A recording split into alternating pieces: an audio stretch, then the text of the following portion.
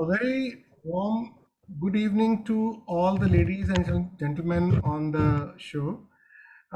Today, our revered doctor, Dr. P.C. Mohapatra, he is a well-known, well-renowned doctor dealing in obs and gynecology and a teacher par excellence. So, continuing with his series of episodes on various topics related to surgery and other issues, we are having this 24th episode, which will be dealing with the hysterectomy. So the topics of today are choice of hysterectomy, selecting the routes, changing trends and changing techniques, surgical options, and then followed by tips and tricks. Now today we have another new thing to be added by Dr. PC Mahapatra in this, that he is going to guide us on a YouTube link which will deliver all the earlier and future whatever series will be coming from his episodes. They will be available on that. So with this, I would like to welcome Dr. PC Mahapatra. Sir, please start. Thank you, Dr. Diwan, for introducing me again. And thanks all the team Zuventus for this continuous teaching program. And I'm surprised we are now entering the 24th episode on the main theme of surgical options in obstetric and gynecology, the tips and tricks, which I'm going to share every episodes. And today is another episode on 24th, and this episode is something unique for two reasons. One is a happy Holi to all of you. And in spite of Holi, I think you have all enjoyed the daytime and now evening sitting together, my viewers, for this program at 6 p.m. I think that's one important, so that I congratulate all of you and wish you all the social as well as academic, I think convey my best regards on these two aspects.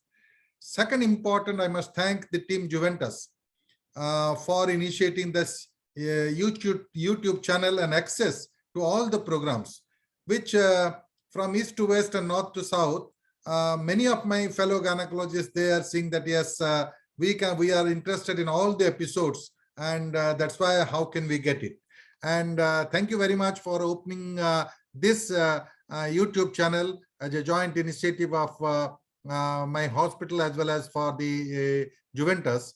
And everybody, every gynecologist, everybody can access this either through the link or through that YouTube. And for that also, I thank Team Zuventus for the propagation of the educational initiative for all time to come. Well,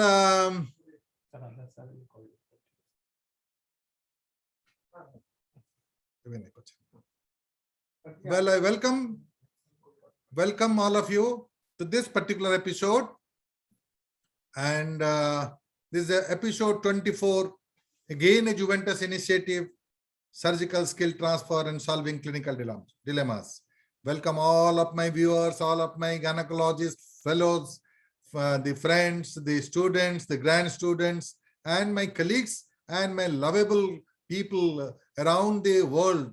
I think for this particular teaching program and continuous program of e-Gurukul organized by the Zuventus. Again, I bring greetings from the place of Lord Jagannath. Without his blessings, I am nothing. And this episode is dedicated to the Lord and divine knowledge bestowed on me and waiting for that. Well, now I request Mr. Alad, who is the brain behind this particular initiative, and particularly for this access and how YouTube channel and access, so that every gynecologist can access to all the episodes as and when required for that also. And I request Mr. Alad to say a few things, and because he is digitally very strong, I am digitally very weak, and that's why welcome Alad. You can speak something more, and welcome all the delegates. Thank you so much, sir, for giving us an opportunity to be here on the program. I must share with all the respected and revered delegates that although PC Mahapatra sir has given us all the credit that this program is our brainchild, it is actually not so. It is actually a brainchild of Dr. PC Mahapatra itself. And so we sincerely, sir, thank you for giving us an opportunity to be associated with this program. That is point number one. Let us be very, we are very humbly accepting that. The second is that even the idea of launching a YouTube channel and distributing this information to all possible gynecologists who want to have an access to this was also initiated by Dr. PC Mahapatra sir, and therefore we initially started with distributing of pen drives to all those who required that information. But then there is a better idea that for expanding the reach of this knowledge, the expertise which sir has shared with all of us, I think so the best part is to have a YouTube channel which can be freely accessed across India, across the globe. So this initiative will really help propagate this immense knowledge which sir has given and parted with all of us. And second is that all those junior doctors who want to aspire knowledge but somehow are not able to get in touch with sir will also get a direct access. So this was a good humble kind of an intention, and we are very pleased at Juventus that we have been a part of this initiative. And sir, we sincerely hope and are sure that this program of knowledge dissemination will continue, and Juventus will be always willing to be a part of this initiative. Thank you so much, sir. Thank you so much. And best wishes. Thank you, Mr. Alad. Thank you, Mr. Alad. Now, this is the link. And I request Dr. Diwan to explain, because he knows better about this link. He is a link between me and Juventus and you people. And therefore, I request Dr. Diwan to explain what is means by that. Right. Thank you so much, sir, for giving me this opportunity. Basically, this is a link. When you click on this link, you will be having a menu which will lead to various topics. So you have to click on the topic or episode which is required. So each episode is having a specific surgery covered or a specific topic covered, which is related to the medication specific to that particular disorder. And Dr. Mahapatra has very nicely explained in each and every episode through his own experience, through his own journey, and through the various other teachers who had influenced his course of journey in this particular thing. But his own experience is worthwhile watching, and he's explaining each and everything while the surgery is ongoing. So this is a thing to be seen. It is really pleasing to see that such a revered teacher is giving us first-hand information about the surgeries. So, sir, I think this is a self-explanatory thing, and more than this link or the books which are available, it is you who make the difference, sir. Thank you so much. Thank you, Dr. Diwan and Dr. Alad, for beautifully explaining everything to my fellow delegates. Well, coming again, this 24th episode, the topic of today, the theme remaining constant, the surgical skill transfer and solving the clinical dilemmas. Today, this topic is dedicated to a very important and a very common subject and a very controversial subject, choice of hysterectomy, selecting the routes. Day in and day out, all of us are doing hysterectomy. At every small hospital, big hospital, medical institute, everywhere, day in and day out, this is being done, practiced by gynecologists for that.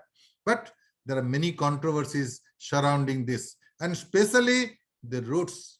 I think these are all debates and controversies which I will share my experience and my thoughts to try to solve it and make it a consensus out of it. That's my main purpose for this episode in 24. So that's why from the beginning, I can say that why this episode? Why this episode? The episode because, as I told, hysterectomy is one of the commonest surgical procedures for a gynecologist next to cesarean section. Second, this particular episode, I will confine to the benign conditions in hysterectomy and exclude the malignancy, which I will take in subsequent episode about the malignancy. And we have already completed the prolapse, and I have already finished the obstetric hysterectomy or a peripartum hysterectomy, and the vaginal hysterectomy, non-descent vaginal hysterectomy in different episodes, which you can refer it earlier also. So that's why this particular episode, I will just restrict my talk to the benign conditions of hysterectomy. Now, third is the rational indication based on science, not and need of the patient. The need of the patient is a priority, and that's why scientific and rational indication, whether the properly indicated surgeries they are not, so we'll touch. Safety and minimizing complications is the priority. And therefore, when you look into any surgery, and particularly in relation to this special surgery like hysterectomy, first and priority is the safety of the patient and complications, minimizing complications and maximizing result. So this is our ultimate aim in any surgery, and more so in hysterectomy.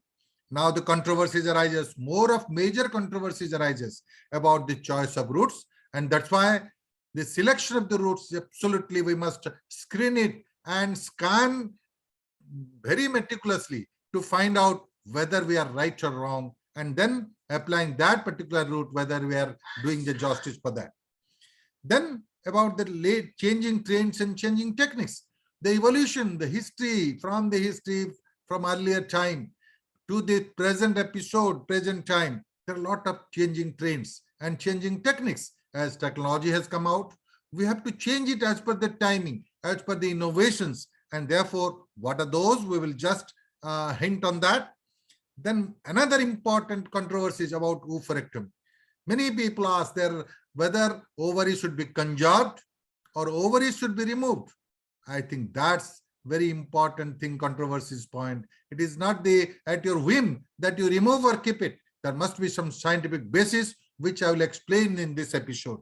And of course, I will just emphasize that the opportunistic salpingectomy, it has proved beyond doubt that by doing a salpingectomy alone, 30 to 40% of the serous adenocarcinomas of the ovary, which starts from the tube, can be prevented. And that's important part in all hysterectomy for benign indications, the removal of the tubes. Then skill is important. For all these, one requires a skill. And therefore, one should be skilled in all the varieties, all the routes of hysterectomy. If one skilled in particular route, I think he will be biased. So unbiased practice in there. And in science, there is no dogma in science. And of course, the future, we're all changing day in and day out. We have seen changes and we expect the changes in the future also. And what are the future thoughts? Today, in this millennium, what is there? In the next millennium, there will be a drastic change when innovative things come out, and science is like that. And beginning of innovation is a fantasy. So think of it. I will request all the viewers to think in a different way and go in a different path.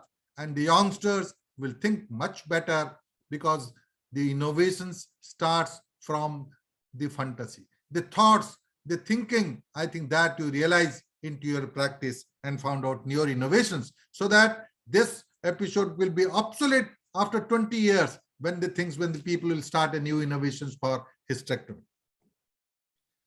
Now, therefore, the flow of events. I'll just start with the hysterectomy, the hard facts.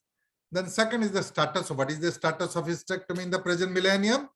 Then the different types of hysterectomy, the routes of hysterectomy, which this particular episode is mainly targeted for, and selecting the routes of hysterectomy, which is most ideal. What are the changing trends? What are the changing techniques? And we cannot ignore evidence. It must be an evidence-based practice. So whatever is experience-based practice has to be there, but more importance has to be given on the evidence-based practice. And then last, which the controversial thing, I will try to bring into a consensus, whether ovarian conservation versus removal in benign, in the hysterectomy in benign conditions. Before going to the subject, I salute these scientists, these innovators who have toiled their life and for the whole cause of hysterectomy. Ephraim Magdwell from Kentucky has started doing a first recorded hysterectomy, but ultimately it came out to be a patient cuffed and a large ovarian come out to be then. Ephraim Magdwell, and hats off to James Merriam Sims, who has a lot of contribution for not only hysterectomy, but various surgical procedures in the field of gynecology. Howard Kelly, one of the thinkers, one of the genius in the field of gynecological surgery, and Charles Clay, one of the again innovator in hysterectomy, Conrad Langenbach, founder in the vaginal hysterectomy, when the pre-anesthetic era, when the suture was not there, when the transfusion facilities were not there, when aseptic technology was a concept was not found. I think credit to these persons where they were initiated the process and gave us the idea of how to do a hysterectomy. Coming to the history, the first reported elective hysterectomy successful through vaginal approach is Conrad Langenbach way back in 1813. Before that, there are some instances, some surgeons or some innovations and scientists having done that, but it is not a successful. Either there could be a mishap. I think they couldn't survive in the initial post-operative period for that. And this is the first reported case. Now, Charles Clay was credited way back in 1863 for his first elective abdominal hysterectomy. And therefore, he did a subtotal hysterectomy because the main problem of the total hysterectomy, that beyond the uterine, while removing the cervix, there are hazards. The controlling the hemorrhage is number one, and then the urological problem, damage to the ureter, injury to the ureter and the bladder. And that's why Charles Clay became very, very tricky in doing a subtotal hysterectomy and suturing the whole of this stump in the cervix along with the vessels in one big stump. First laparoscopic hysterectomy, Harry Rich, way back in 1989, first started with the LAVH. Lap-assisted vaginal hysterectomy was initially conceived by Harry Rich in 1989. And then he modified after 4 years to first TLH, the total laparoscopic hysterectomy, way back in 1993, which our now present day generation of gynecological endoscopists becomes a target. And they think that when TLH I can do, I can be a good endoscopic surgeon for that. So TLH, Harry Rich, is contributed for laparoscopic hysterectomy. And of course, the gadgets are evolving. The new technology is evolving. Robot, everything now depends on the roboting. And the first robotic hysterectomy was started in 1998. And till date, there has been a lot of debates regarding the robotic hysterectomy in benign conditions, which I will explain in the next couple of minutes for that. Now, today's innovations are tomorrow's history, and one can only hope that the surgeon of the 21st century will not judge us too harshly and will realize that we are captives of the time in which we practice. And therefore, all surgeons are captives of the times in which we practice. Whatever available at that particular time, one must propagate. And hats off to all the surgeons of the yester generations, yester decades, yester years, and all hats off to all of them for their sacrifice for that. Howard Kelly, way back in 1912, told it was notably anesthesia which robbed surgery of its horrors, asepsis which robbed it at its dangers, and cellular pathology which came as a godsend to enable the operator to discriminate between malignant and non-malignant groups. And imagine from the past scenario how we have evolved. The past scenario of hysterectomy, no anesthesia, no diagnostic gadgets or armamentarium, only 2 fingers, 2 eyes, and 2 cerebral hemispheres of gynecologists. No knowledge of asepsis, no knowledge of blood transfusion, lack of instrumentation, no hemostatic measures, and survival is a big question mark. But the surgeon's will rather than the surgical skill, the willpower of the surgeons and the commitment to do that was the past scenario of hysterectomy. The present scenario, the advances, the diagnostic armamentarium of the pathology, starting with the imaging technology from sonography to color Doppler to CT, MRI, and many, many diagnostic armamentarium has evolved in the component of the diagnosis of the pathology. Profile of the patients have changed, profile of the physicians have changed, and profile of the places have changed. The profile of the patients, all literate patients, they know everything about that. And therefore, they know, they consult you before, after consulting the Google doctors. They're well known everything about that and come to you. So it's very important to know the sentiments and the thoughts of the patients also, because their participation in the process of hysterectomy, in the selection of the route of hysterectomy, cannot be ignored for that. then the physicians also. The present scenario, there are a lot of advances. The genius surgeons have come out with the technology. And way back, we people were surgeons of the yesteryears, where we are doing a hard work. We believed in hard work surgeons. And now the smart surgeons and smart work surgeons have replaced the hard work. But both things should be complementary and combined, smart and hard. And of course, the places. Gone are the places where we're a little limited to the medical institute, medical colleges, or a big hospital for that. Now, from smaller to a big hospitals in a corporate sector, and very hi-fi hospitals also available. And that has a lot of change in the process of the system of hysterectomy. Improved anesthesia. Anesthesia has been improved a lot, starting from the monitoring, to the drugs available, and from the tube to the ether anesthesia, open anesthesia, ether anesthesia, to the regional anesthesia of spinal. We have come out about epidural. We have come out with the spinal with the 29, 30 gauge needle, and about the LMA technology, which is there, the laryngeal mask, and the monitors. I have seen in my early days of practice, even without monitor and without the gadgets of the clinicians, the anesthetist, hand and pulse, skipping over the pulse of the patient, I think they were monitoring that. There's a lot of changes, and that is mainly for the outcome. Blood transfusion facility has been improved, and therefore it could be a preventive as well as a therapeutic element for that. Knowledge of asepsis, we always target for that. Knowledge of surgical anatomy and reproductive physiology. This all gynecologists have it and must be revived.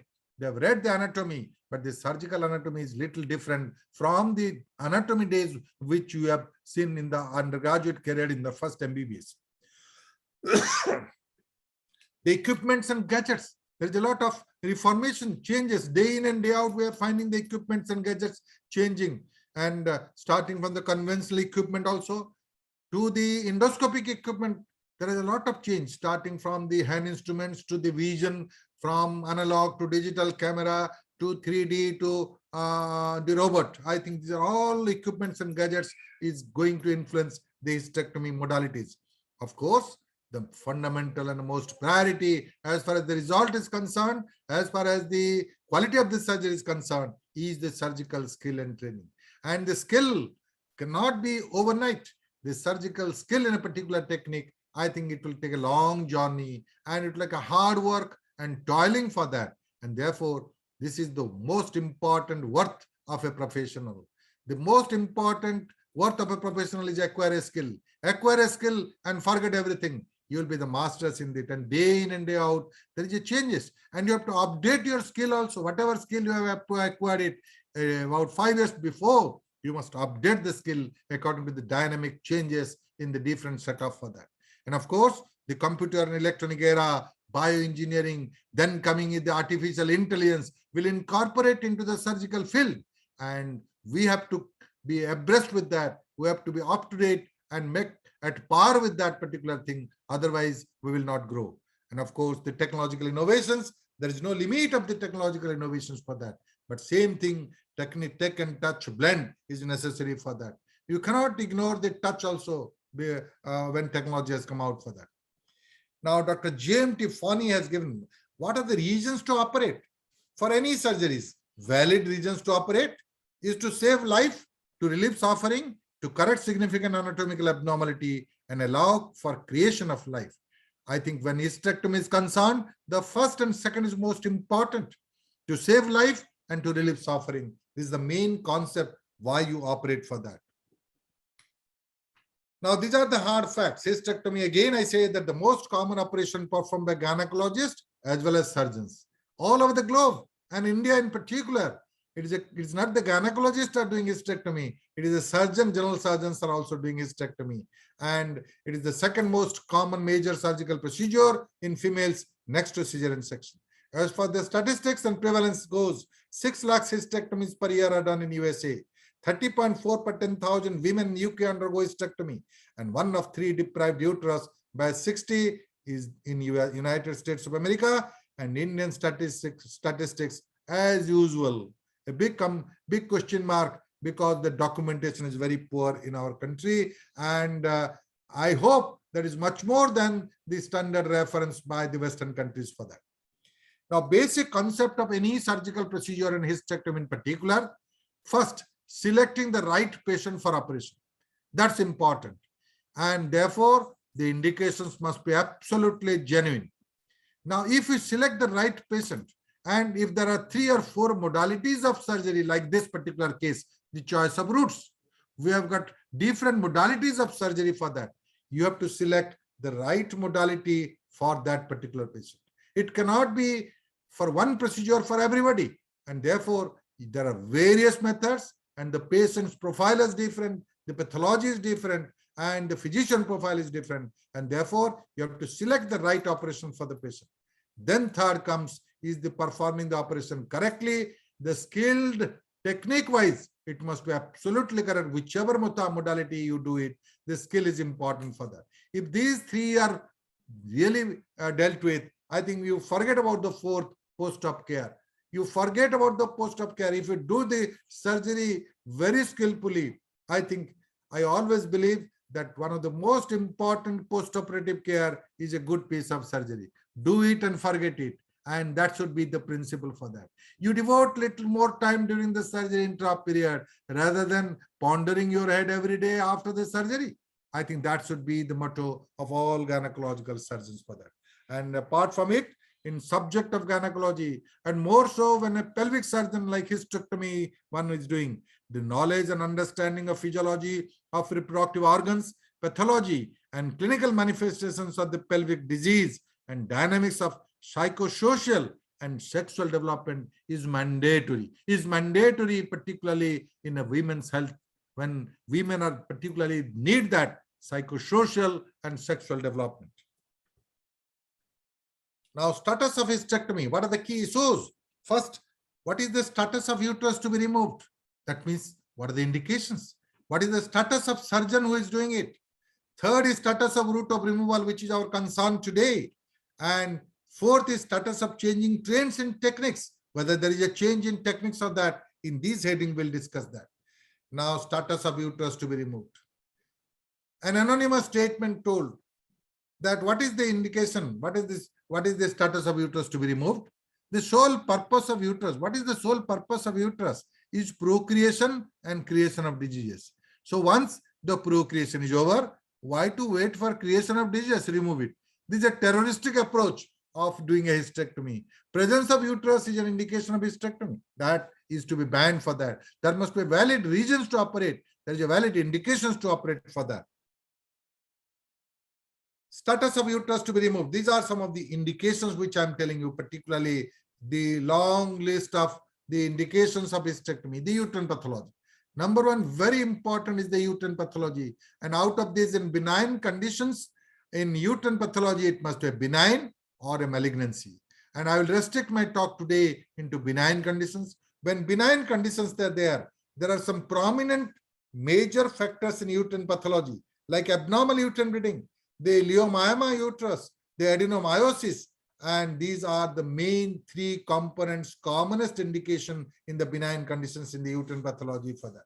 Then cervical pathology, again a benign, like forget about the cervical carcinoma, but the initial phase of the CIN, anal the cervix, and these are indications for the cervical pathology where indications are there for that. And adnexal pathology, in the ovary, when there is an adnexal pathology, the tube ovarian mass, and particularly for the endometriosis, becomes a very common thing next to the other 3 conditions where this is very important. And it could be associated with adenomyosis, or it could be alone, the ovarian pathology for that, and particularly for benign. Pelvic floor pathology, the prolapse, which I have already dealt with in my previous episodes. The obstetric pathology, like a peripartum hysterectomy or post-abortal hysterectomy, which I have covered in my earlier episode for that. Now, then is the disease of adjacent organs. This is again, when there is a carcinoma of the rectum, our surgeons tell that you clear it, even if the uterus is innocent and normal, you clear, you do an anterior removal, then only I will do an APR procedure for that. And this is also implied. Sterilization, hysterectomy is a sterilization method, was initially tried in United States, which was accepted initially, but now we don't think that sterilization method, we should do a hysterectomy for that. And one of the very, very unusual cases of chronic pelvic pain, CPP, a patient complaining of pain in the lower abdomen. It is thought that it could be due to uterus, and we removed that, the chronic pelvic pain. And you just imagine, without any pathology, no pathology, uterus is being deprived and hysterectomy is being. So these are all unинdicated hysterectomy. A patient, suppose a simple example, a menorrhagic cycle for 3 months, 35 years old, completed family, and absolutely everything is normal, but do a hysterectomy. I think these are all without any pathology, and these are all unbiased and irrational indications for that. Now look more into it, how the uterus is being sacrificed. The uterus is innocent, and how the innocent uterus is being sacrificed for that. Uterine pathology, simple, the presence of the myoma, you do a hysterectomy, asymptomatic myoma. There are a lot of asymptomatic myoma which is being done. Adenomyosis, abnormal uterine bleeding. There are some alternative things for that. You can try. Abnormal uterine bleeding, the endometrium is defective. And instead of attacking the endometrium, you are removing the myometrium, whole of the uterus, you are removing the cervix. How justified you are. So therefore, the alternative things must be searched for, whether there is an indication for a medical management or a Mirena or a drugs, the medications, or also alternative very safe methods of destruct the endometrial ablation, either resectoscope, either hysteroscopic ablation or a thermal ablation. This should be thought of instead of going for hysterectomy. Cervical pathology. Again, in cervical, benign cervical pathology, some uterine saving procedure and the cold knife biopsy, the cauterization, the LTTZ, these are all alternate procedures which should be adopted. And instead of that, we are removing the innocent uterus. Head neck cell pathology. Once upon a time, when there was an ovarian tumor in a perimenopausal age group, the commonest practice was doing abdominal hysterectomy with bilateral salpingo-oophorectomy. Now, the gadgets are there to detect preoperatively regarding the malignancy, possibility of malignancy. For example, the color Doppler, the biochemical estimation of the tumor markers can see that whether they're benign or not. If they're benign, I think about it. And for a neck cell pathology of the uterus and a benign pathology of the ovary, why the innocent uterus would be sacrificed. Again, the pelvic floor pathology, if there is a prolapse, I think who is at fault? Is the uterus is not at fault. The supports of the uterus is fault. Instead of uplifting the support of the uterus, we are sacrificing the uterus. How justified we are. And there are obstetric pathology where the conservation methodology should be there before attempting to a hysterectomy for that. And first is the sterilization method. It should not be used for that. And the worst is this chronic pelvic pain. Yes, I agree that in the case of pelvic inflammatory disease, where a pelvic adhesions are there, or there is a tumor, or there is an infective component, and it's a failure of medical management, you must do it. But any pain abdomen, could it be a cystitis? Could it be a vague pain? Any pain abdomen, you think that it is uterus, and how justified you are. And of course, without any pathology, the uterus is being removed. Think about that before going for any choice of route of hysterectomy, whether this particular patient is having an indication or rationality for hysterectomy or not, that you think about it. Dylan has told, the ease with which the average hysterectomy may be done has proven both a blessing or a cost to womankind. There is no doubt that a hysterectomy done with proper indications may restore a woman to health and even save her life. However, in the practice of gynecology, one has ample opportunity to observe countless women who have been advised to have hysterectomies without proper indications. I'm inclined to believe that the greatest single factor in promoting unnecessary hysterectomies is a lack of understanding of gynecologic pathology. The greatest need today among those who are performing pelvic surgery is a better knowledge of gynecological pathology for that. And therefore, before choosing the routes of hysterectomy, first of all, think that whether this patient needs hysterectomy or not. That has to be elaborated, that has to be introspected, and that is to be very, very judgmental for that. Status of surgeon. The gynecologist versus surgeon, general surgeons. The general surgeons, after the laparoscopic technique has come out, and they do a lot of abdominal hysterectomy beforehand. But when laparoscopy has come out, they're prominent. They're doing a lot of a laparoscopic hysterectomy. General surgeons are there. And more so when the wife is a gynecologist and the husband is a surgeon. I think the wife brings the patient and the husband operates for that. This is a common situation which I have observed in the whole of India, in every nook and corner. And therefore, I will request all the gynecologists to be very skillful and dedicate for that. And you are very, very worthy, and you are lucky enough to have your surgical partner as a husband, and he will come out when you are in a difficulty for that. When you are having some surgical problem, he will help you. Otherwise, you develop your own skill and do the hysterectomy yourself, because you know not only the surgical anatomy, more about the pathophysiology for that. And adequate knowledge in surgical anatomy and more than adequate knowledge in pathophysiology is important in a pelvic surgery, and more so in hysterectomy. And surgical skill and commitment and expertise should be there. You acquire expertise in the different techniques for that. Even the 3 routes, you must be expert in all the 3 routes so that the dogma will not be there. The setup, the gadgets, and the team. You must be a team leader. And that's why in one of my episodes, I've devoted more into the team and tool, the gadgets and team. Team and tool are understanding, and one whole episode is dedicated for that team and tool, the last episode. And ethical, rational, and human. Then coming to the status of route. The 3 main routes we know: vaginal, abdominal, and laparoscopy. I just imagine, recollect one of my professor of anesthesia in the OT while I was just doing this surgery. After finishing, we had a cup of coffee, and he told, well, you gynecologists, we have seen it for long years that you are removing the uterus by vaginal route, you are removing the uterus by abdominal route, you are removing the uterus by laparoscopic route. So I am just dreaming when you will be removing the uterus by rectal route or oral route or any other special route for that also. That becomes a fantasy. That could be possible without any routes also. You can remove the uterus for that. Now, what are the different types of hysterectomy? Let me brief you. You all know all these. Just summation and give an emphasis for that. I'm just putting forward for your orientation. The types of hysterectomy is either abdominal, laparoscopic, robotic, or vaginal. In the abdominal, the conventional laparotomy, day in and day out, you people are doing it, and either with the fun and still incision or with the longitudinal incision, you are doing it. The conventional laparotomy, we have done that.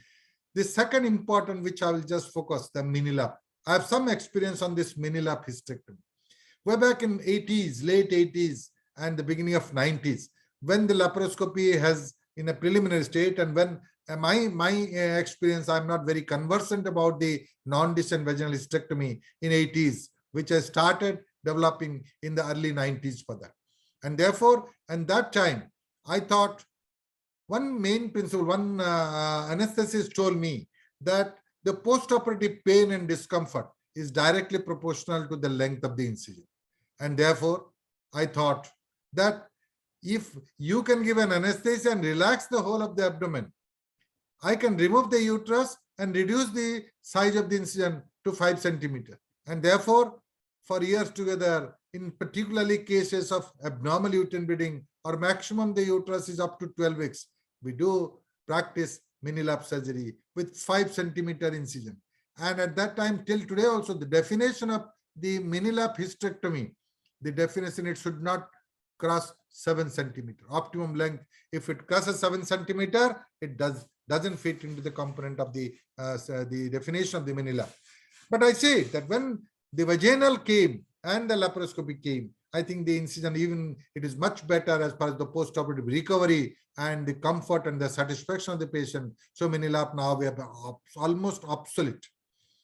Now in the laparoscopic variety, I'm seeing the evolution of laparoscopic hysterectomy. And initially we were very, very fond of doing a laparoscopic assisted vaginal hysterectomy. LAVH is very close to my heart. And LAVH, we do it, Harirech has proposed this LAVH. And LAVH is very good in the sense that the concept and idea is very good. While doing a laparoscopy, you see the most, if you go from the laparoscope from above down, by laparoscopy, it is very easy to reach up till the uterine. then the problem starts. After the uterine, the problem starts. And all the complications, the skill is more required for that. After the uterine from above. And from below, if you have vaginal hysterectomy, it is very easy to go up till uterine. And then the problem starts. Then there is a difficulty. And therefore, the concept is these two concepts, basing on these two concepts, the concept of laparoscopic assisted vaginal hysterectomy has been devised.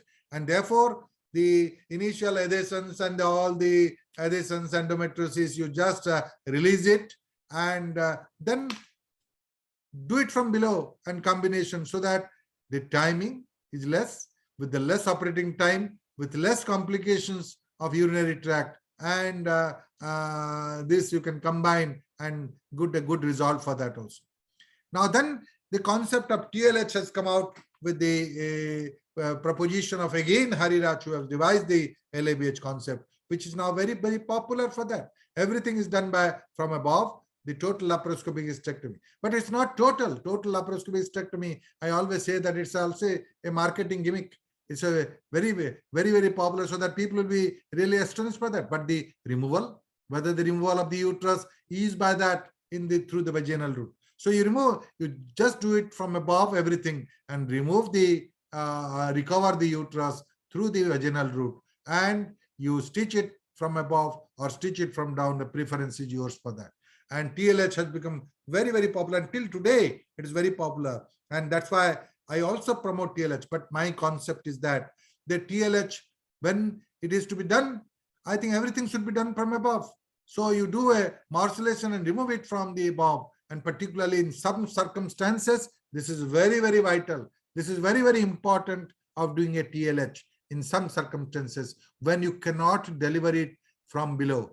And therefore, then the power morcellation came, the concept of morcellation and the risk of malignancy came forward. Even if you think that it could be benign, it could be malignant for that. So then the changes in bag morcellation for that.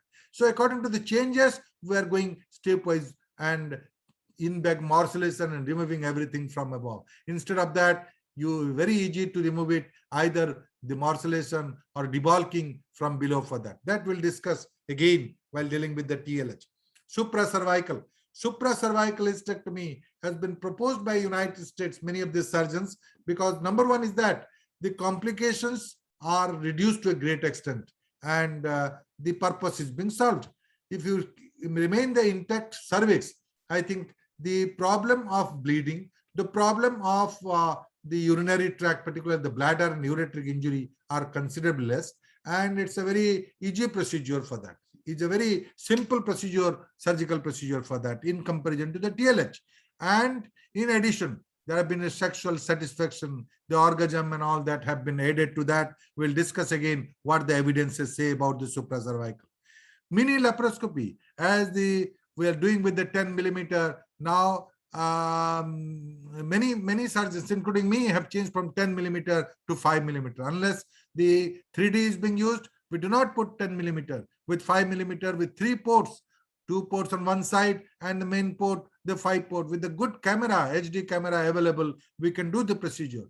And again, people want that still reduction of that 3 millimeter port and again mini laparoscopy. At least if we use a 5 millimeter telescope, the side port could be 3 millimeter and mini laparoscopy could be used for that. The proponents of the single port laparoscopy have also tried many of the cases of single port, but the evidence, let us see what are the implications of the single port, the advantage and the disadvantage for that. And then the robotic. Robotic is one step ahead of laparoscopy, and this has been very promising earlier days when robotic has started. And there have been a lot of review after the 2 decades of review of robotic hysterectomy. Now the evidence is something different, which I will just narrate for that. And of course, the age-old vaginal. So vaginal hysterectomy was the first to be started, and therefore gynecologist is the signature of the gynecologist. One cannot ignore the vaginal route, and the benefits are more than the laparoscopic route for that. So therefore, the types of hysterectomy: abdominal, laparoscopy and all the varieties of laparoscopy, and robotic and vaginal. These are the 4 different routes of hysterectomy. We have to select which route is more suitable and ideal for which patient for that. Because when your only tool is a hammer, every problem will look like a nail. So therefore, If a surgeon is conversant with all these procedures, he is the best judge to find out which is best for which of the patient.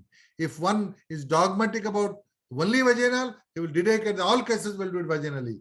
Only laparoscopy, he will try to do all TLH for that also. Or only doesn't know anything, abdominal, age-old practice, he will continue to do an abdominal. And this is not science. This is not rational for that. Now, coming to the details aspect of it, what is abdominal hysterectomy? More than 80% is performed in UK and USA, and it is technically easier. Access and visualization of abdomen and pelvis, enlarged uterus, adnexal pathology, previous pelvic surgery, and pelvic pain, and more of convention and practice. If you see the statistics, the incidence of abdominal hysterectomy, vaginal hysterectomy, and the laparoscopic hysterectomy, there is a declining trend of abdominal hysterectomy in favor of minimal invasive surgery, but still the figure, the abdominal hysterectomy is the heads the top. Then there is an increase in the incidence of laparoscopic hysterectomy, but the vaginal hysterectomy, the incidence is static. It is not being increased, though we find many of the increase in that. I think we must introspect why it is so for that. But there is certainly the advantage over the minimal invasive surgery of vaginal hysterectomy and laparoscopic hysterectomy over abdominal hysterectomy. So now the question comes, if it is due to convention and practice, if a newer modality is coming forward, are we going to say that abdominal hysterectomy will send it to the graveyard? I think we must review that, whether we can send it to the graveyard in the present circumstances of the technology and the skill available with us. What are the vaginal hysterectomy? What are the advantages? It is one of the oldest recorded in history, familiar with the gynecologist because of the signature of the gynecologist. Reduced mortality and morbidity. Obese, elderly, and high-risk subjects is more of benefit, rapid recovery, shorter hospital stay, minimal blood loss, minimal instruments, minimal complications for that. And vaginal hysterectomy, what are the disadvantages? No glamour, no money, surgery of minutes rather than hours. It's a need for good anesthesia, light, and assistant. It's difficult to learn and a challenging situations, need for meticulous surgical skill and non-complacency. And those who do a vaginal hysterectomy don't think that it's a blind procedure. Never a blind procedure. If you think that's a blind procedure, you are going to do a lot of complications for that. Now coming to the laparoscopic, the scope is broadened day in and day out. It has increased the laparoscopic approach, and patients' preference is also there for that because they are oriented for that. Scope is increasing. And the classification, the definition, starting from the Jones and Jones definition of different stages, stage 0 to stage 5, from just inspection, laparoscopic visualization to the complete procedure of TLH, stage 0 to stage 5 in the different stages we have done. There are merits over abdominal hysterectomy and vaginal hysterectomy. The types I have already enumerated. What are the different types of laparoscopic hysterectomy? When you go for a laparoscopic assisted vaginal hysterectomy, optical uterine is going for the laparoscopic assisted vaginal hysterectomy. You go it, relieve it the adnexa, upper pedicle, and reach up to the uterine. When the uterine artery is dealt from above, it is known as a laparoscopic hysterectomy. And when everything is done from above, you go for the terminology of TLH. This is the classical definition of the different types of hysterectomy, laparoscopic hysterectomy for that. And the technical aspects we'll just discuss. Advantages, disadvantages, complications, and future we must analyze with the evidence compared by the different agencies. Other key issues, subtotal versus total, LVH versus TLH, ovarian conservation versus removal. I will just enumerate in detail. And there are some changing techniques, clamp versus clampless. Earlier our teachers were using clamp, now clampless, or suture versus sutureless. I think this has been very, very close to my heart of sutureless. For the last 18 years, I'm using this particularly sutureless technique for that. Stage versus joint procedure. And if there are two elements, say for example, in one case, we'll have a symptomatic the gallbladder lap call along with the hysterectomy symptomatic ideal indications. We can do with the same procedure, with the same, so there's the advantages for the patient, beneficial for the patient. And of course, completion versus conversion. You are doing a procedure. Suppose you are doing a laparoscopic procedure or a vaginal procedure. In case there is a problem, you convert into abdominal. I think there is no ego in science, and you must be very free. That is a conversion. You don't think that I'm inefficient. So that's why I'm converting. No, it's not like the safety of the patient, the life of the patient is much more important. The complications are much more important. You sacrifice your ego for the betterment of the patient. Now, therefore, today's main discussion today will be selecting the route. How to select the route? What are the factors that come in while selecting the route? I have told about the different routes, the abdominal route, the laparoscopic route, and the vaginal route, and of course, the robotic. What are the factors that determine the route?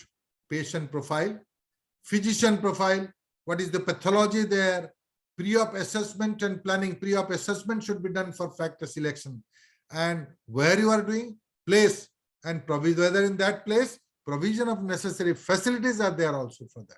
And of course, you must have a skill. If all these 5 P's are met with, then you remember this 5th P, the PC Mahapatra for that. Patient profile.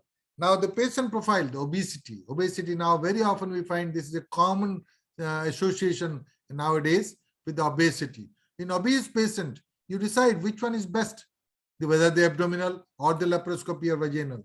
I think there are a lot of demerits of abdominal in obese patient for that. And therefore, we should think of other options for that. Parity, of course, the parity, the vaginal is much more favored for that in the paras vaginal delivery for that. Although we say that cesarean section is not a contraindication for vaginal case.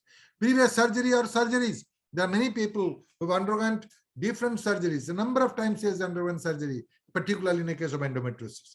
Couple of times he has done laparoscopic surgery, then laparotomy also has been done. Then patient still is not cured of the disease and persisting symptomatology, where the decision has to be taken in favor of the safety, whether to go for a abdominal or go for a laparoscopy, depending on the skill. You should find out.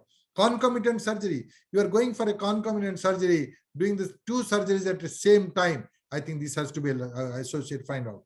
Then other associated, other than the gynecological conditions, the associated medical conditions, precluding the anesthetic technique. This is also important. Patient is interested for laparoscopy and the surgeon is interested for laparoscopy. I'm giving an example, a case where there is a COPD, where the anesthesia could not be given, general anesthesia could not be given, the anesthetist refuses, and cardiac disease associated with it. I think these are the conditions where some alternative, either a vaginal or an abdominal, with the preference of the regional anesthesia is safer for that. You have to change the indications. Associated orthopedics problem. I have a couple of cases I have encountered, particularly associating these particular conditions with preclude anesthetic technique and preclude the position of the patient. I think I have seen a number of cases where we find orthopedically handicapped patients where constantly poliomyelitis. I've seen a couple of cases requiring hysterectomy because of the pathology, but they're not able to flex, they're not able to extend the leg, they're not able to, they always remain in a flexed position for that. And some cases, they're ankylosed that they're not able to flex it at all. Totally, I think these are the cases where lithotomy patient is not possible. So what is the alternative? Think about it.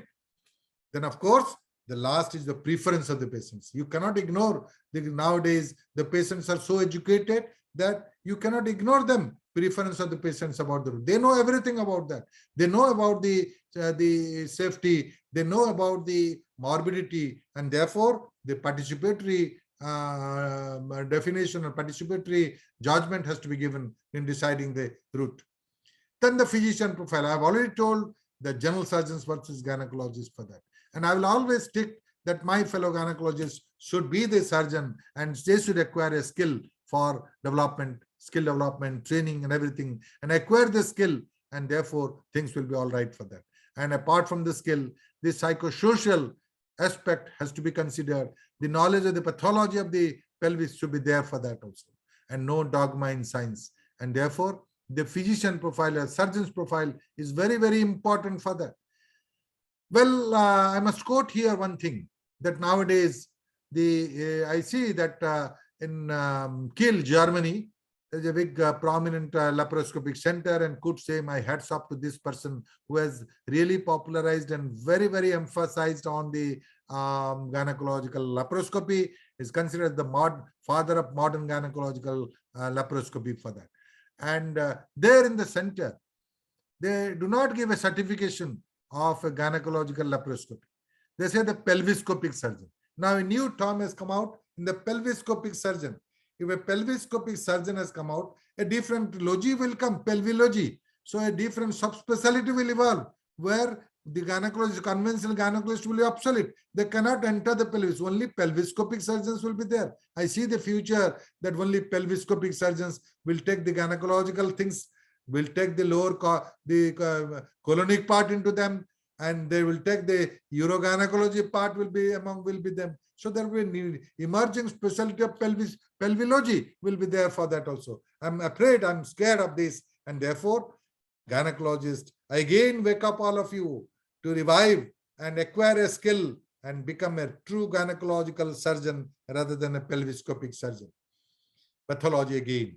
The uterine pathology is important. Uterine pathology will determine the route of the selecting the route. The pathology like the endometriosis, the adenomyosis, the myoma, whether it's indicated, if it's indicated for surgery, what is the size of the myoma, and that is important for that. And of course, before that, defining that it's a benign conditions, you must do assessment and exclude whether it's not a malignant. That's important. Uterine size and volume. Uterine size, say size up to about 12 weeks, 14 weeks, 16 weeks. This is just a clinical estimate for that. So here I will give more importance to the volume than the uterine size. And volume estimations is more now common with the employment of the sonography, and that is more important. Say a simple example I'm giving you. A case where there is a uterine size is 14 weeks. In another case, uterine size is 10 weeks. And 10 weeks, this is a cephalopedal dimensions. The cephalopodalic dimensions, it is there from that it is increasing the size. But we're ignoring the transverse diameters.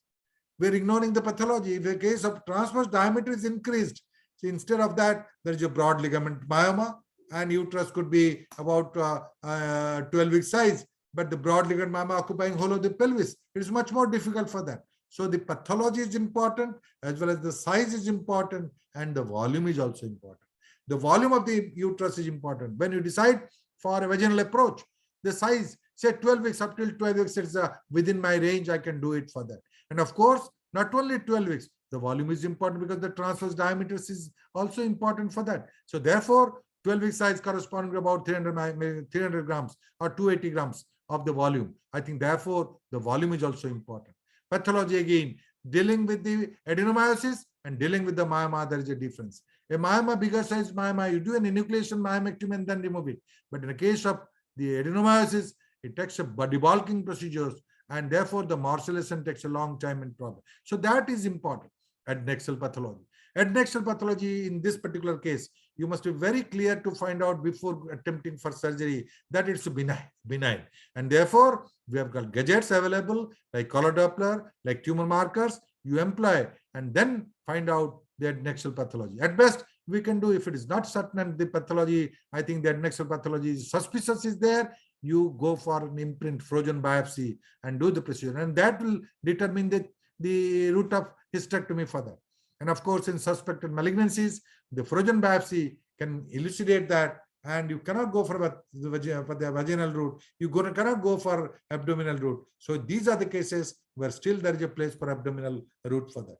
And there is a multiple pathology where there is a multiple pathology in the lesions. You must decide whether you go for a laparoscopic or for an abdominal route for that. So overall decision-making factors when you're going for any route, say for example, a vagina. In the vaginal route, the size and shape of the vagina of uterus and uterus is important.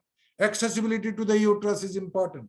Extent of extrauterine disease is important. If the extrauterine disease extent is more, this is absolutely contraindicated. Need for concurrent procedure. It needs a surgical training and expertise. Average case volume. The case volume is more, you get more experience for that. Available hospital technologies, device and support. That is also essential. It's not that all supports are there with all gynecologists. So that means the supports is not there. The things laparoscopy is not there means you won't do. The available supports is doing for the best interest of the patient. And emergent and scheduled cases. And of course, the preference of the patient, which again I highlight that the decision-making preferences to be done. And if the preference is towards one procedure, and as a technical person, you find that that procedure carries more risk, you explain, participate in discussion that this is important, and he will be convinced, you will be convinced that yes, I will adopt to this particular procedure. So participatory discussion has to be done. Now coming to the then evidence. Every science must be evidence-based practice, and therefore, as regards hysterectomy, we have got two very prominent till today reviews. One is a Cochrane review, and another is a committee opinion ACOG in 2017. Cochrane review 2015, again modified in 2018. I will just put these two. Apart from it, there are many institutional evidence-based guidelines also, but these two are very, very prominent and very, very useful for that. In Cochrane review, there are 47 RCTs. VH, vaginal hysterectomy versus abdominal hysterectomy, there is one where 762 participants are there. Laparoscopic hysterectomy versus the abdominal hysterectomy, the RCT, 2,983 patients were there. In laparoscopic hysterectomy versus vaginal hysterectomy, 1,440 patients were there. And laparoscopic hysterectomy versus robotic hysterectomy, 152. And what is the review tells? The types of outcome in Cochrane review. One is a primary outcome, and second is a secondary outcome. Primary outcome, these are the pointers: return to normal activity, satisfaction and quality of life, intravisceral injuries like bladder, ureter, bowel, vascular injuries, major long-term complications like fistula, persisting abdominal pain, urinary dysfunction, bowel dysfunction, sexual dysfunction, and pelvic floor problem.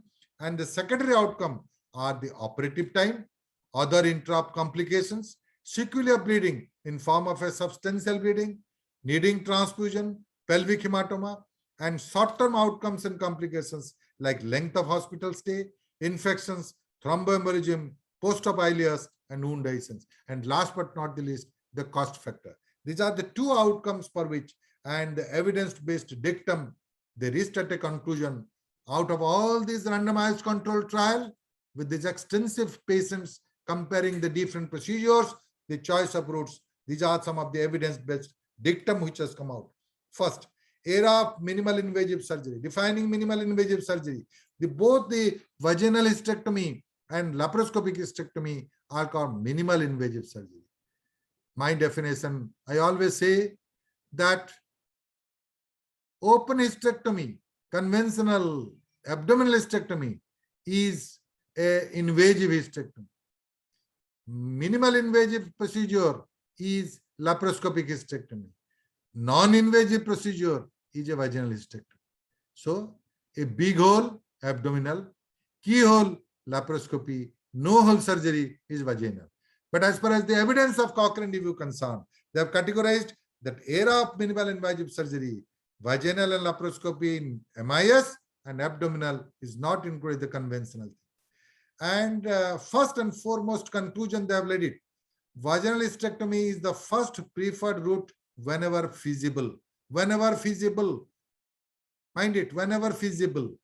Lap hysterectomy is the alternative if vaginal route is not possible, not feasible. Again, not feasible. Abdominal hysterectomy is to be considered when minimal invasive procedures are not possible. So abdominal hysterectomy has to be the last thing where vaginal and laparoscopy are not possible. And of course, robotic hysterectomy for benign disease, no evidence. This is the conclusion. Robotic hysterectomy is just a marketing hysterectomy. Robotic hysterectomy for benign conditions. It has some place in the malignancy. And of course, this is evidence based for that. And of course, the last, opportunistic salpingectomy should be accomplished in all cases. This is the evidence that yes, all benign cases by doing hysterectomy by whatever methods, by whatever routes, you do a salpingectomy that in concern with the prevention of development of ovarian malignancy, more of serious carcinomas for that. These are the dictum. And therefore, the maximizing benefits and minimizing risks. But the safety is first. Safety of the patient is the first and foremost. Result is the priority for that. And basing on that, whatever choice of routes you decide, you say that if abdominal is safe for the patient and the priority result is good, I will do an abdominal procedure. I have no dogma in any of the procedure for that. And therefore, I always say it is the need of the patient rather than the mood of the surgeon.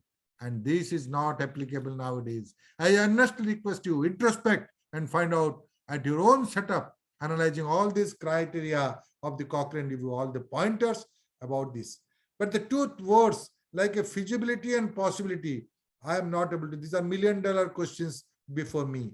Feasibility and possibility. Who will decide the feasible? I think it's an individual basis that you cannot uniformize the feasibility for that. One is not feasible for one patient, or one person is feasible for other person. And therefore, you are the best judge to decide. If I am the surgeon and this is the patient, it is feasible or not, that I will decide for that.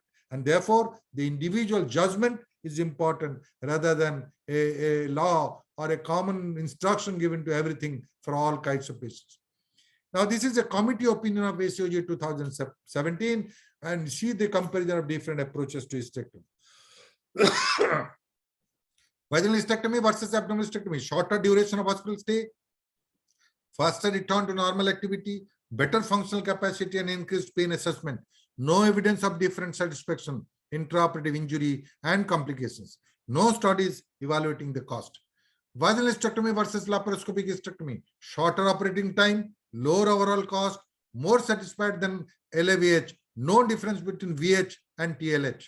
No evidence or difference in return to normal activity, urinary tract injury, and complications for that. Laparoscopic hysterectomy versus abdominal. Faster return to normal activity, shorter duration or hospital stay, fewer wound or abdominal infections, longer operative time. It takes a long time. Higher rate of urinary tract injuries than abdominal. So laparoscopic hysterectomy, one of the great danger is the longer operative time and higher rate of urinary tract injuries. Of course, this is all related to the skill of the surgeon. More the skilled the surgeon, it will be done. These two things will not exist for that. Improved quality of life, no evidence of difference in satisfaction or major long-term complications. There's no difference, and no evidence of difference in overall cost for that, because the hospital cost in their setup is much more for that. More the patient stays, more is the cost. Laparoscopic hysterectomy versus robot-assisted hysterectomy. No evidence of difference in any of the major outcomes. So therefore, no studies evaluating the cost, and therefore, this is again a question mark. The debate will continue when the things will change in future. So the changing trends now, what are the changing trends and changing techniques?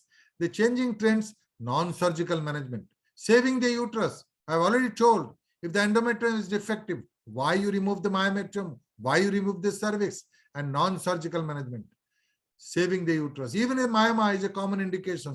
Some medical management of myoma, medical management of endometriosis. These are all should be in a forefront. There is a lot of research going on where there can be a shift from surgical management to a medical management. And of course, if it is a medical, if it is a surgical management, it is a trend towards minimal invasive surgery. Everybody is trying to how to decline the rate of abdominal hysterectomy, declining rates of abdominal route rather than the minimal invasive surgical route.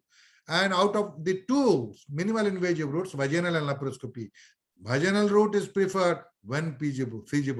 LAP approach is an alternate option. Remember this, the committee opinion and as well as the Cochrane review tells that the first is a vaginal option. If it is not feasible, then go for laparoscopy. If both are not possible, then you go for the abdominal approach for that. Supracervical hysterectomy, there is no place for that. I have a couple of experience of supracervical hysterectomy. Not in all cases. I do, particularly in a case where there is a couple of patients I've done with the mentally retarded, young, unmarried, mentally retarded. They're not able to maintain the menstrual hygiene, and 18 years, 20 years, and their parents are very, very keen for doing a hysterectomy. What else you do? A pin, whether do a vaginal hysterectomy, whether do there's no route. Professor Siris Seth has done a couple of cases with the vaginal route for that. But in my practice, I have not seen such type of cases where a speculum could be, where my one finger can be introduced into it. So in that particular case, I do a LAP approach, and therefore a supracervical hysterectomy, because in a younger age group, the chances of carcinoma cervix developing, you have given a immunization for that. And these are the cases where you can do a There is only indication which I find now, which a supracervical hysterectomy is the these type of patients where we can do the supracervical, and everything you remove by morcellator for that. Robotic hysterectomy, no evidence for that. Changing techniques. There are a lot of changing techniques power in surgery, has brought a new and light on the surgical procedure. Electrosurgical device, I have one focused attention, one episode I've dedicated to electrosurgical device, the vessel sealer, and more development of the vessel sealer, including the shear, the mechanical cutter. These are all improvement in the vessel sealer for that. And harmonic scalpel. Harmonic scalpel is again a power in surgery, which has really innovated the concept of minimally invasive surgery for that. Of course, in the laparoscopic procedure, the introduction of the 3D endovision. 3D is very important, because in some cases where they really need total laparoscopic hysterectomy, it's all cases do not require total laparoscopic hysterectomy. It is 90% of the cases can be dealt with vaginal route, where feasibility is there, where the rest 10%, when there is a pain, when there is a lesions, when there is an endometriosis, when there is a difficult surgery in a previous repeated surgery, I think the 3D endovision. The camera is important, the vision is important for the quality. 3D endovision. Viotome has been applied. I've done a couple of experiences with the viotome in the vaginal route, so that it becomes very easy. So you do a vaginal, apply the viotome and see the camera, and then find out in the detailed, deeper part for that. Uterine manipulator. Changing techniques, I think there is a lot of change in the uterine manipulator for that. The uterine manipulator, earlier we have manipulator which can manipulate from anterior to posterior. That's all, from front to back. That's what. So a manipulator could be from front to back, from side to side, and can twist and rotate in all directions, which can be safe for that. We have many designs for the uterine manipulator, and therefore it is the personal choice of all of you to use the uterine manipulator. In this connection, I must congratulate one of my favorite student, Dr. Sujit Behra, who has modified the different uterine manipulator. I've used it. I'm really delighted, and to say that is one of the best manipulator, very simple, and you are not afraid of that, and all purpose it can solve without any complications. And I congratulate my student. Once upon a time he was a student, now he is a teacher of mine. I think in this connection I must appreciate and take a name that yes, manipulator design. And all of you, I think, have a capability of devising some new techniques, new instruments for that in the changing era, and the changing techniques will be really, I'm seeing a very promising field for that. And you are one of the, I expect that you are one of the visionary, and everybody has a brain. You must put thoughts into it and find out and improve the techniques from time to time for that. Then the next is the changing techniques is the lateral pelvic wall and retroperitoneal dissection. It's very important in a case of endometriosis, where you have to be very safe from the ureter, very good extraperitoneally. It's not extra, it is a retroperitoneal dissection. It can be very well done with much more safety, and therefore it's very good for the type of case. So these are some of the changing techniques for that. Uterine artery at a ligation at its origin. Many people say that if you clamp it at the origin, you dissect it retroperitoneally and dissect it and clamp the uterine artery at the origin, then the bleeding will be less. Of course, I encourage this, but I don't promote this for all benign conditions, even without any adnexal pathology and without any lateral pathology, pelvic pathology. You dissect everything and the urethra, and then apply the uterine artery just for the sake of bleeding. I think it's a personal choice for that. So these are some of the changing techniques, and you must adopt which is best suited for the patient, not best suited for you. Then another technique, from lateral to midline in bladder dissection. Nowadays, we find more of post-cesarean cases needing hysterectomy for that. So post-cesarean cases is hysterectomy. The main problem arises with the adhesion of the bladder to the cervix, and there the lateral window.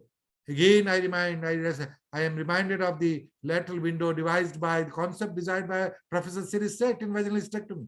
You go a lateral window, laterally they are very free, and midline they are adherent for that. So therefore, in doing a vaginal hysterectomy, you used to go for a lateral approach and then come to the midline. And same thing also, the concept is applicable for abdominal, for the laparoscopic also. Even this procedure, see that while separating the bladder in a previous 1 or 2 or more cesarean sections, you go, the lateral wall is relatively free, and dissect that, find a cleavage on the right side and the left side, and it can be clearly delineated which is the central part which is adherent, and the safety of the bladder dissection will be much more. And it is applicable, and this technique is really important.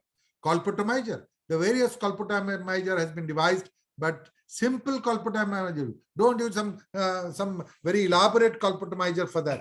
A tube, vaginal tube, ordinary vaginal tube can be used for that, a colpotomizer for that. Removal, that's a big challenge. Morcellation, the removal of the big uterus. Whenever they are doing a hysterectomy, the laparoscopic hysterectomy can be done in a very big uterus. But ultimately, the removal could be a problem and takes a longer time than the procedure itself.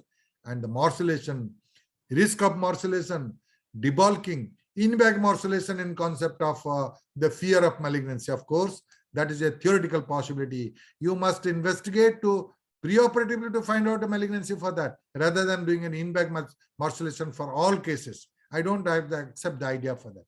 And of course, the suturing. Initially, when laparoscopic hysterectomy was being done, the laparoscopic surgeon was doing that and suturing the vagina from below. Now, I think it's very clear. You can suture it from above, so that you can better suture it from above, because the vault fixation could be much more better in the angles. And initially, the vehicle was being used. Now, vault suture has made life of the gynecological surgeon, laparoscopic surgeon, much more easy. And vault fixation should be a primary. Otherwise, that will be vault prolapse for that. So these are some of the changing techniques and of the different varieties of hysterectomy. So, status of abdominal hysterectomy. All of you are diverted towards the minimal invasive. There is no controversy about it in the present era of minimal invasive surgery. But I say that the person who is doing all the three procedures know the merits and demerits of everything. So it should not be biased for that. And what is the status of abdominal hysterectomy? Let us have a glimpse of that. Whether the place of abdominal hysterectomy is there or not. Whether the declining abdominal hysterectomy, whether it will vanish or not. It is declining certainly, but it's still there. In my opinion, I will share that in very large uterus, the very large uterus is one of the indications for the abdominal hysterectomy. There is no doubt about it.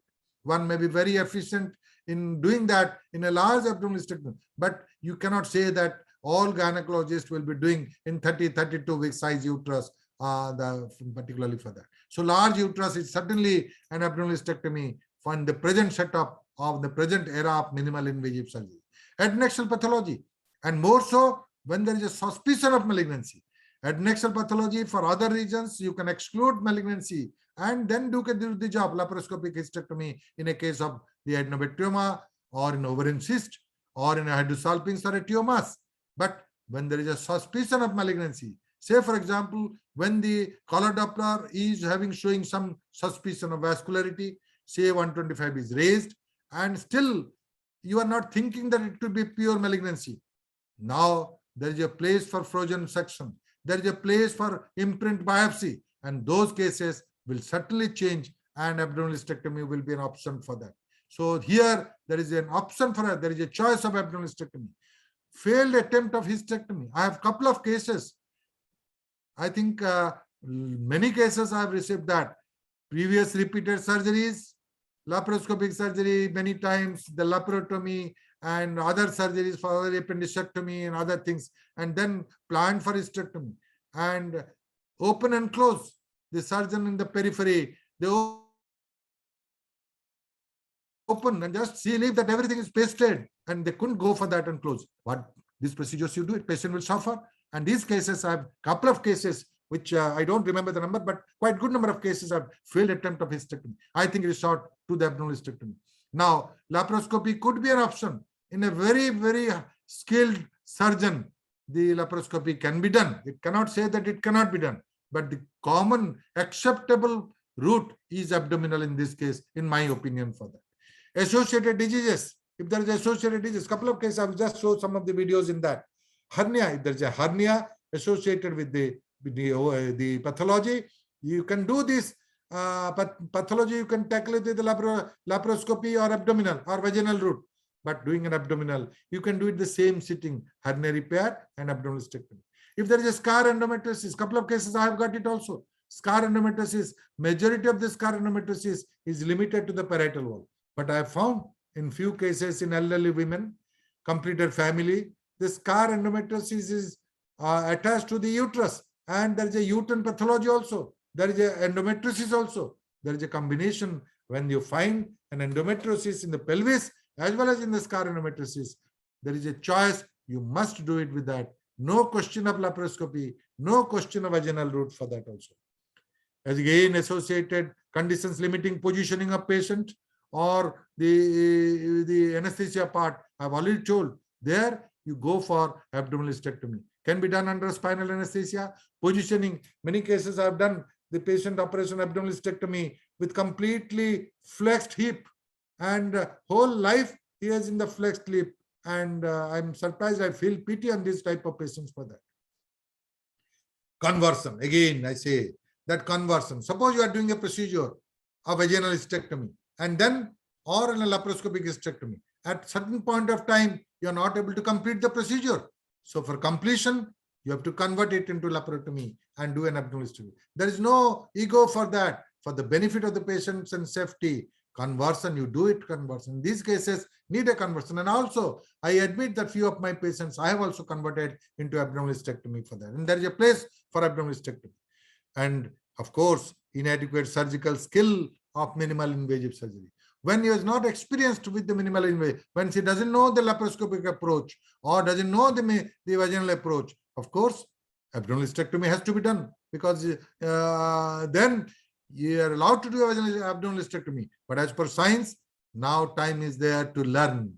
You can better learn in a very short time vaginal and relatively little more time with the laparoscopic approach. Learn that to be up to date in the modern technology and science. Inadequate facilities, where the facilities are not there, where the gadgets are not there, you have to resort to the alternative methods. Now, of course, the patient preference I've already told for that. And therefore, there's a long list of indications of abdominal hysterectomy. And therefore, in the present status, in this century, I cannot say that abdominal hysterectomy has gone to the graveyard. It has not gone to the graveyard. Still, I believe that there is a place for abdominal hysterectomy in the present era of minimal invasive surgery, because I am a jack of all trades, master of none.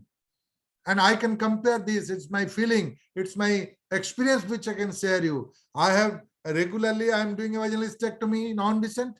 I am doing a laparoscopic hysterectomy, and I am doing an abdominal hysterectomy also. I can't say with all humility that all these three procedures I do practice, and basing on the need of the patient rather than on my mood, I require that. And decide on the need of the patient, which patient requires what. And I don't have an ego that I'm not able to do laparoscopic hysterectomy resorting to only abdominal hysterectomy in this particular case. Now the take-home message, it is important for the surgeon to select the operation that is best for the patient and not the one that is best for the surgeon. All uteri, remember, all uteri that can be removed vaginally can be removed by the abdominal route or by lap hysterectomy. But the reverse is not true. There is a global reduction in the incidence of abdominal hysterectomy and a concomitant increase in lap hysterectomy and vaginal hysterectomy. There is a reduction. Only when vaginal hysterectomy is contraindicated, remember that. Harry Reach has also confined. The Harry Reach, who has founded the TLH as well as LIVH, first person, he told that when vaginal hysterectomy is possible, laparoscopic hysterectomy has to be condemned. It is the personal note of Harry Reach. And therefore, only when vaginal hysterectomy is contraindicated, lap hysterectomy should be considered. And when lap hysterectomy is not possible, abdominal hysterectomy has to be considered. It has not gone to the graveyard. Decision as to the route is based on patient's choice, expertise of the surgeon, and the setup available. These are the three tripods which is available for that. And adequate training is an essential component for the optimum result. That is applicable for all surgery. Now coming to the last part, oophorectomy. Whether there is a lot of argument for that. A lot of people are confused at their own mood. They remove the ovary or keep the ovary. Oophorectomy, benign benign conditions of the uterus where hysterectomy is being performed. If the ovary is healthy, whether you remove or not. If the ovary is unhealthy, forget about it. There is a different indication. So healthy ovary, where you remove it, where you keep it. These are the facts and fictions I have made it. That ovaries, after long years of dedicated service, is not able to retire gracefully. This is true. And in menopause, what happens? After retirement, the ovary is irritated and transmits this irritation to all the organs. And starting from the flaws to the urological problem, everything, sexual problem, everything will come out for that. And if you give a we give a compulsory retirement of chopping the ovaries, surgical removal, you imagine how angry will be the ovary in transmitting this anger to other organs for that. That discrimination in terms of dignity and respect exists between male and female gonads. Female gonads are sacrificed more often than male gonads. How many orchiectomy you are doing it for petty reasons? Then again, that female gynec surgeons chop off ovaries more frequently than their male counterpart. Forgive me for that. That ovarian cancer phobia is inherent amongst gynec surgeons. They all think that leftover ovary could be developing ovarian cancer.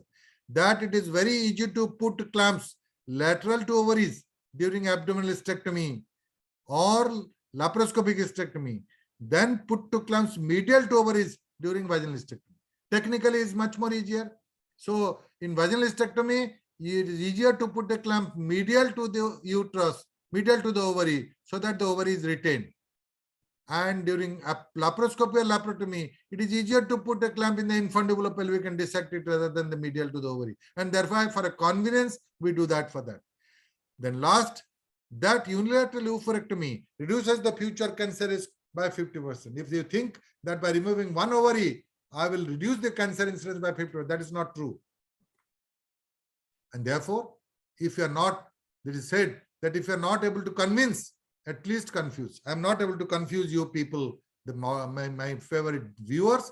These are the facts, questions I am giving you. Ask yourself these questions and you will get the answer, whether you conserve it or you remove it. First question, at what age does the ovary ceases to function? You must know at what age the normal functions of the ovary lasts. Increase in normal age of menopause from 4th to 5th decade nowadays. Waning ovarian hormonal secretion during perimenopause. 23% of women show histologic evidence of ovulation even after age of 50 years.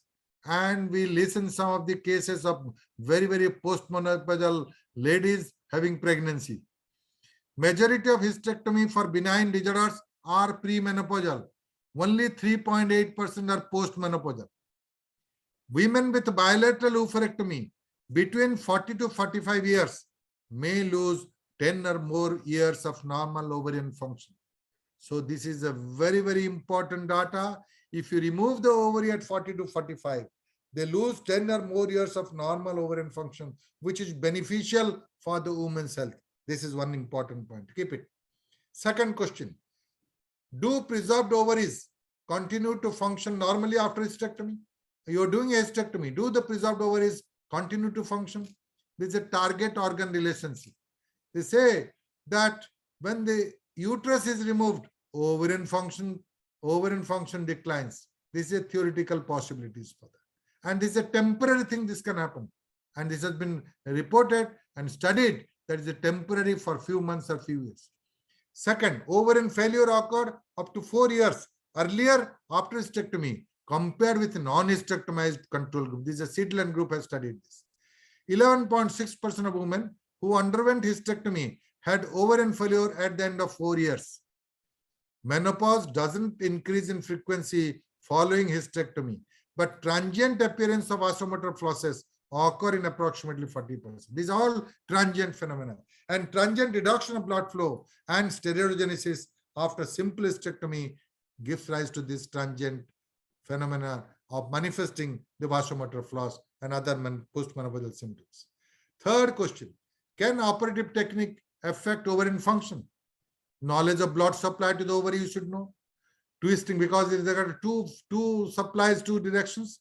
Twisting or stretching of infundibular pelvic, are they going to have it? Clamps closer to the uterus is preferable than clamp lateral. Removal of the tube and will hamper the ovarian supply. No, it's not so. Whether peritonization and bursting suture around that next earlier while doing a hysterectomy, this was the routine procedure, so that the whole two ovaries are clumped to the two angles and the vault, and therefore nowadays it has not been practiced for that. Coagulation versus suturing, there is no difference for that. Are there significant health hazards when normal ovaries are removed from premenopausal women? If you remove it, what will be the health hazard? effect of sudden decline of estrogen, progesterone, and androgens. There is no doubt about it. Significant decrease of testosterone and its effect, that effect particularly resulting in the sexual function, long-term metabolic effects, osteoporosis, CAD, CVA, diabetes mellitus, and last but not the least, the psychological effect. Then this question, are there significant health hazards when ovaries are preserved in a premenopausal woman? What will be there if ovaries are preserved? There could be non-neoplastic problems and or cancer ovary.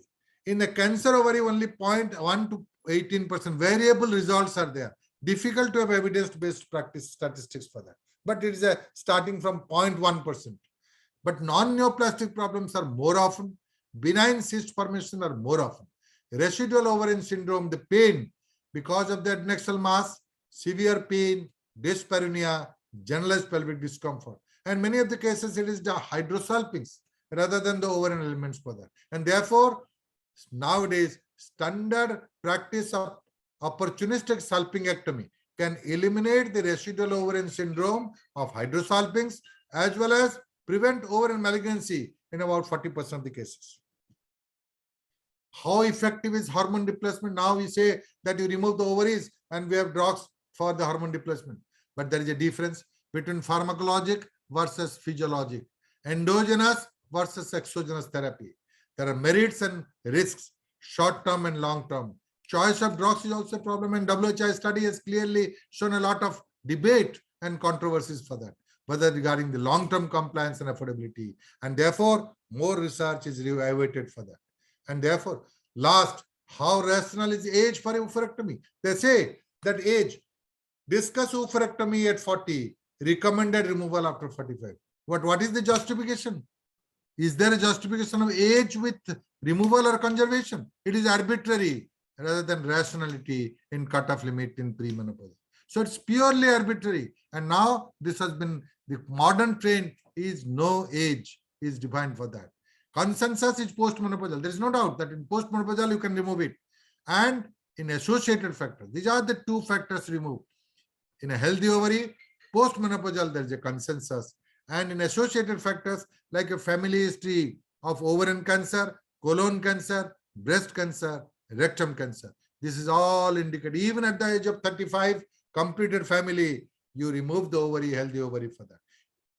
PJ syndrome and BRCA1 and BRCA2 positive. These are the only factors where you remove the ovary even if it is less than 40 years.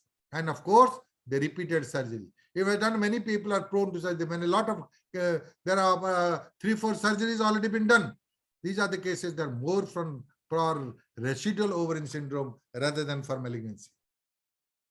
So the consensus, organ preservation and age conservation regime is the essential theme of the millennium. Try to conserve the ovary as far as possible. Postmenopausal and risk factors for ovarian malignancy, like a family history of ovarian malignancy, BRCA1 and 2 positive, and PJ syndrome, and repeated surgery. You have a radicalistic attitude. And you don't compromise, remove the ovary. Age is only arbitrary, not rational. So forget about the age. How many cases of prolapse uterus in a postmenopausal in 50 years, 60 years, in a prolapse, you are removing the ovary? That you ask yourself. Adopting a proper surgical techniques, not to impair the supply, vascular supply, this is to be done. Unilateral oophorectomy, only psychological bias. There is no basis that you can reduce the incidence of carcinomas of ovary by 50%. HRT is mandatory while removing the ovaries, and lack of evidence-based statistics for that. And therefore, the consensus is that I have already convinced that these are the 3 main indications of removal of the ovary. Age is arbitrary. And therefore, the controversy, continuing debates and reaching at a consensus. And if you are convinced with this preaching, preach, practice, and profess. And remember, after these 3P, PC Mahapatra for that. So the hysterectomy is the present scenario. The adversities on indicated surgery. From the beginning, I have told, be rational, be scientific in those cases where it is really indicated. Hysterectomy is really indicated. Ask yourself whether hysterectomy is really indicated for that. Recently, there was a survey in India there are three on-indicated intervention in medicine, where first on-indicated intervention is a cardiac intervention, second on-indicated intervention is a joint replacement, and third position we gynecologists have hysterectomy. We have in a third position. Earlier we were second, now we have gone to third. I think we will just go below and below on-indicated surgery. Roots. Coming to the roots again, I have told all the clauses of the roots, corroborating with the evidence, with the pathology, with the patient profile, with the surgeon's profile. It is the need of the patient rather than the mood of the surgeon. Role of general surgeons can be a helping hand. Gynecologist, I think, be awakened for that. Try to develop. You can judge which is there. There can be a good craftsmanship, but the judgment part, you gynecologist, because you know the pelvis, you know the pathology, you know the understanding of the psycho-social element of the women. Unethical practice, non-evidence procedure, commercialization of profession, absolutely condemned, to be condemned. Medico-legal scenario and altered doctor-patient relationship, again an adversities for that. So therefore, in the present era, where patients are literate, surgeons have become more complex, and society has become more adverse, I think you have to balance everything and proceed and do as far as scientific concern is possible, as far as rationality is possible for that. The most serious mistakes in the practice of gynecological surgery may be made by those who know only how. I caution, the most serious mistakes in the practice of gynecological surgery may be made by those who know how, but have not learned when and how, when and why. And therefore, how you should know, when you should know, and why you should know, not only how. Because there are innumerable operators in the world, but very few surgeons. Operators are many, surgeons are very few.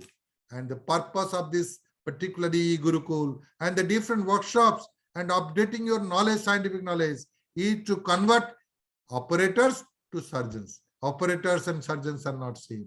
And therefore, if at all you want to become a surgeon, I think just keep it in mind and all those which I've told, and introspect yourself and act accordingly. Because as a teacher for the last 40 years, I know that it takes 5 years to know how to do the surgery, and it takes 25 years to know what not to do the surgery. And that should be found out, and the message is that. And therefore, my teacher always tells, every surgery is easy, every surgery is difficult. It is the surgeon who makes the surgery easy or difficult. So the future is the organ conservation, saving the uterus concept. I think these also I'm aligning with that. Wherever it is not indicated, you keep the uterus. And there is a shift for medical management from surgical management. And it's true, it's good for the patient. Minimal invasive and non-invasive techniques has to be more encouraged. And therefore, there is a declining of the incidence of abdominal hysterectomy. Alternative to hysterectomy, focusing on medical management, focusing on conservative surgical management, like the endometrial ablation, like the other conservative procedures, these are to be adopted. And if at all surgery is to be done, it should be simplified technique. And the purpose of this e-Gurukul surgical skill transfer, the first and foremost priority is to share and make it more simple rather than a complex procedure for that. Telesurgery and advanced robotics could be in the future, and it has already come. Nanotechnology can really a game changer and change the situation. And I am dreaming after these fantasies, MAH, PAH, and CAH. I'm dreaming, this is a fantasy. This is the future thoughts I'm making it. MAH, enchanting a divine rhyme, and the uterus vanishes. Enchant a mantra, and hysterectomy uterus will be out for that. PAH, newer power sources and uterus shrinks. I had discussed with the different biomedical engineering company like Johnson and other. Instead of morcellator, why don't you find out a power which can generate more of energy? I will put 5 millimeter telescope and only one single port 3 millimeter and a big size uterus, 30 big size uterus, my uterus, put it at the level of the fundus, touch it and switch on the power. And within 5 minutes, the whole 30 big size uterus, the tissue will evaporate and shrink it to the P0 size. No cutting, no dissection, nothing will be there for that also. So this is newer power sources and power enhancing surgery, hysterectomy. Chip assisted hysterectomy. We entered in the era of chip technology. So chip, you apply chip so that hysterectomy can be done. And of course, here the place for artificial intelligence and there. When these will be achieved, gynecology will be in a new form and gynecologist in a new shape. I'm dreaming of that. I can't foresee them, but definitely in future, some of the fantasies may come out for that, because beginning of innovation is a fantasy for that, I believe. So, oh, Francis Bacon statement always, not to read, not to contradict and confute, not to believe and take it for granted, not to find and discourse, but to weigh and discourse, weigh and consider. Ladies and gentlemen, just giving these hints, you weigh and consider, and therefore that will be the best thing in the world. Now, this last part is the surgical dilemmas, situational analysis. I'll just land it with the situational analysis for that. Situation one, this is my own experiences and sharing the clinical dilemmas and surgical dilemmas for that. This is the first case, para 2, spontaneous vaginal delivery, all, both, 45 years, case of abnormal uterine bleeding, endometrium, E, no relevant abnormalities in history, sonography, bulky uterus, normal ovaries, PAP inflammatory, endometrium complex hyperplasia without atypia, hypertensive, obese. On examination, cervix is paras, first degree descent, no cystocele, rectocele, and uterus size not elicited. What is the plan? The ideal route choice in this particular case is vaginal hysterectomy. There is no doubt about it. Hysterectomy is necessary because there is a complex hyperplasia, family complete, 45 years, and hypertensive, obese. There is a place for hysterectomy, but the uterus is bulky and mobile, paras uterus, vaginal delivery is there, and therefore the accessibility is there and needs a vaginal hysterectomy. There's no doubt about it. So the techniques is anesthesia, regional, suture versus vessel filler, whichever you can use it, morcellation, no need, over and conservation, as per the situation indications, you can conserve this, and as far as possible, opportunistic salpingectomy has to be preferred. If the risk factors of ovarian malignancy is not there, then you have to remove, you have to conserve the ovaries if they're healthy. Situation 2, para 3, spontaneous vaginal delivery, 50 years, postmenopausal, pain abdomen. It's a pain abdomen and cervix is healthy, uterus bulky, restricted mobility, left fornix, there is a form lump, 10 centimeter diameter. Sonography, mixed echogenic lump, left ovary, and dimensions about 12 centimeter, 11 centimeter, 10 centimeter, and collar Doppler, mandatory postmenopausal. And the aorta classification, you just imagine whether it's a which category of B or which category of M, then put it into it. No free fluid is there. One of the very good things. CA 125 is 60, but patient preference is lap hysterectomy. Whether you adopt lap hysterectomy in this particular case, I have still a suspicion that there could be some, because there is an increased vascularity on collar Doppler and CA 125 is raised in a postmenopausal. Patient in spite of patient preference. I will just convince with the patient and participate to discussion. And this particular case would be a clear ideal abdominal hysterectomy, because I want to do same sitting, a frozen section and imprint biopsy. So a frozen section and imprint biopsy, for that purpose, I will adopt this particular case for the abdominal hysterectomy. And these are all real life situations in my practice, which I've done that. And that's why I'm presenting. I don't know whether this is the correct or incorrect, whether you follow it or not. This is my the practice which by my experience and my thoughts I'm giving you. These are the patients' real life situations where I've managed like this, and the choice of route I've decided like this, based on this. Situation 3, para 2, spontaneous vaginal delivery, 40 years, AUB, L. History of Fothergill's repair. Sonography, intramural myoma, 7 centimeter anterior wall. Cervix is absolutely flushed with vagina, and uterus is 10 weeks, farm, mobile, furnace free. Cervix is not seen in that particular case. So what is the option? The ideal route.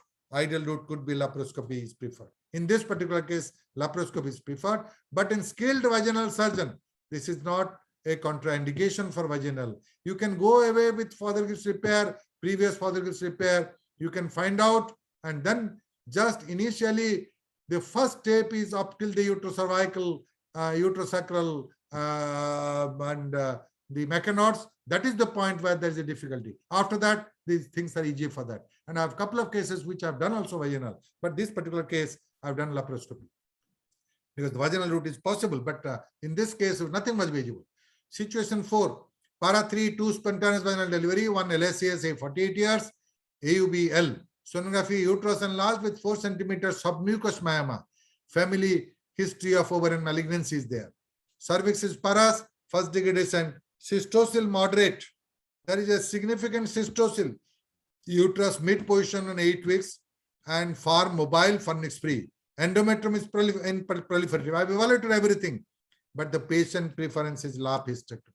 Again, lap hysterectomy, even if the patient preference, because I adopted a vaginal hysterectomy, because normally there is a history of ovarian malignancy, I have to remove the ovary, number 1. Therefore, BSO has to be done, whatever routes you have to be.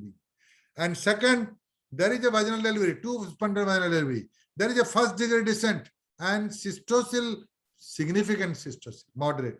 So I cannot do a lap hysterectomy. I have to deal with a complete surgery. I have to repair the anterior colporrhaphy, I have to that bladder and all that, because she has got a repeated UTI. So the best indication is that you do a vaginal hysterectomy with BSO and anterior colporrhaphy.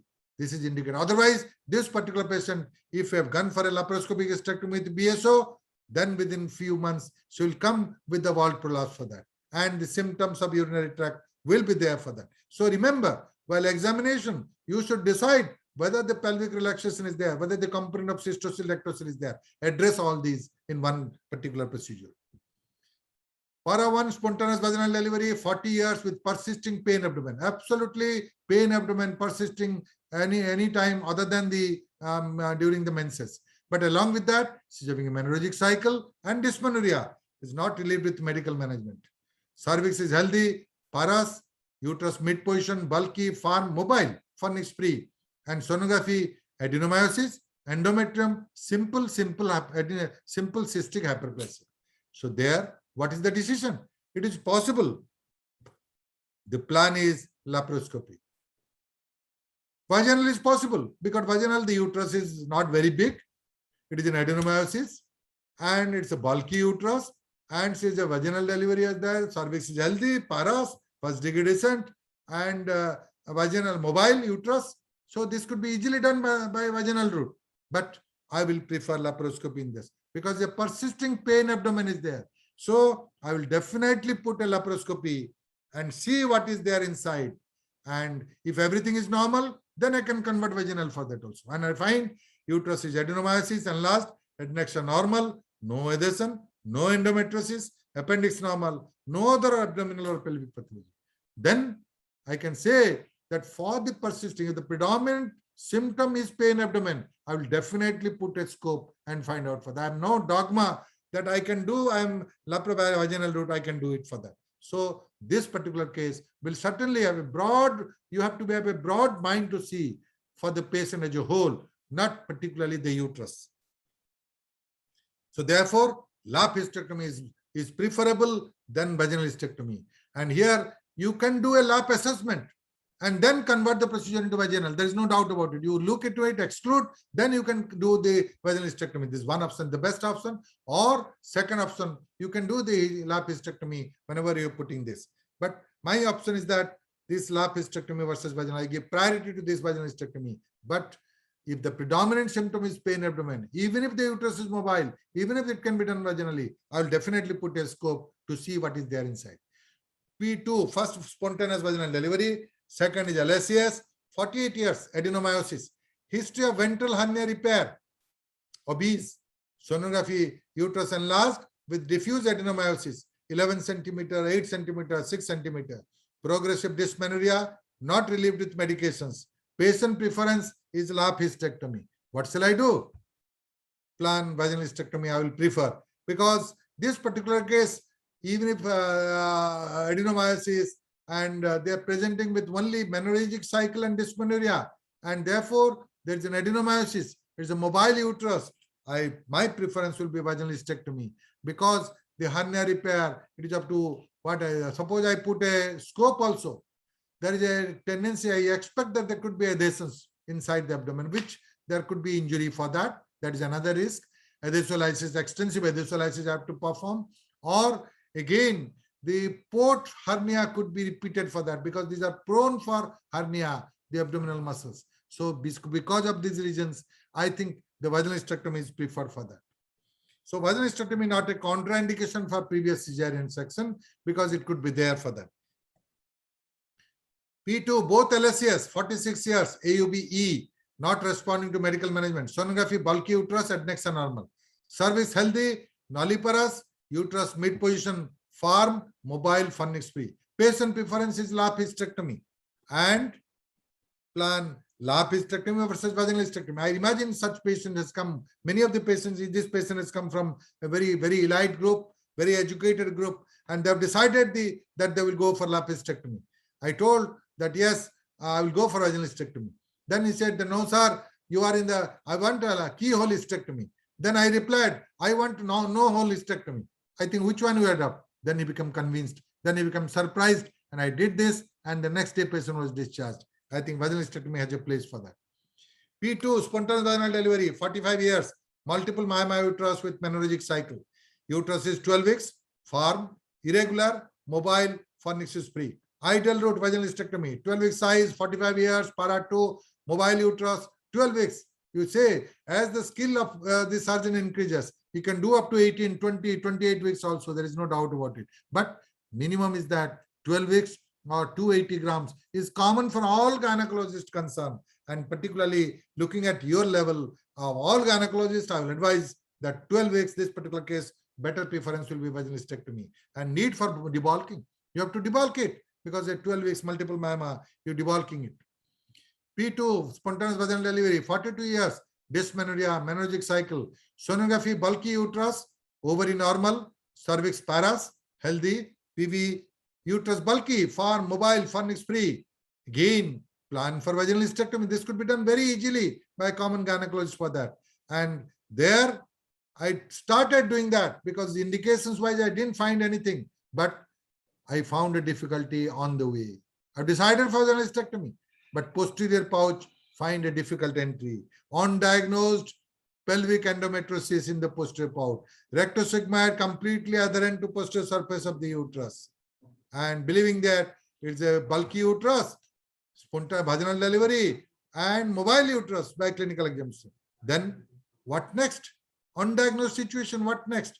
Keep going close to uterus and everything will be possible. And surgery was possible. Even if you find that undiagnosed entity, you go closer to the uterus. That's the fundamental principle. Any route you go, closer to the uterus. And vaginal more so. If you're closer to the uterus, posteriorly, rectum and rectosigmoid is safe. If you're closer to the uterus, anteriorly, bladder is safe. If you go laterally to the uterus, ureter is safe. What else you require for that? So therefore, undiagnosed, many cases I have faced undiagnosed endometriosis, which I have not done, converted into laparoscopy. I've really done that with the vaginal procedure. Even endometriosis, ovaries and all that, that can be delivered by vaginal route. If their ovary is fixed to the lateral pelvic wall or the chocolate cyst, that can be removed also by vaginal route. P3, 2 vaginal delivery, 1 LSCS, 50 years, multiple myoma uterus. Uterus is 14 weeks, irregular, restricted mobility, furnix free. Planned vaginal hysterectomy. Again, after uterine artery sealing, I planned it. I'm taking more adventures. The size is more, 14 weeks with 1 cesarean section, and uterus is mobile, and that's why uterus is restricted mobility. So with the risk, I've taken vaginal hysterectomy. So many people have tried. They trial vaginal hysterectomy, always trial labor, trial forceps, trial vaginal hysterectomy. But I will say that this case I planned for vaginal hysterectomy. After uterine artery sealing and myomectomy, I found a difficulty. Difficulties encountered. Then what I'll do? Planned a conversion. Then we put a scope and complete the procedure, either a laparoscopic hysterectomy or a laparotomy. There is no ego in that. This is one of the cases where you do a conversion for that.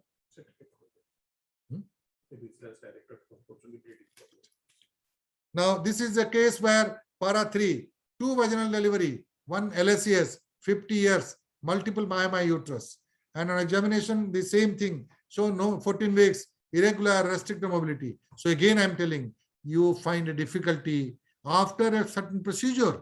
and planned conversion, lap approach, whether abdominal. Anything can be done, and no dogma and no ego in science. 18 years, unmarried, mentally retarded. History of hip surgery, ankylosis both hip, menorrhagic cycle with dysmenorrhea. Sonography, bulky uterus, endometrial thickness 8 millimeter, normal ovaries. Patient preference is lap hysterectomy. They are conversant, they are educated girl of 18, educated parents of 18 years, mentally retarded. The parents wanted is lap hysterectomy. But ideal route here is the positioning. I can't do the position. And therefore, this particular case, I did an abdominal hysterectomy, and that I will definitely devote for that. So intra position is an important factor for consideration. 38 years, para 2, both spontaneous vaginal delivery, AUBL, myoma, known COPD and cardiomyopathy, both on examination, cervix healthy, paras, 12 weeks, firm, mobile, left fornix cystic lump 6 centimeters. And sonography, posterior wall myoma 8 centimeter, with left ovarian serous cyst 8 centimeter. Collar Doppler is normal.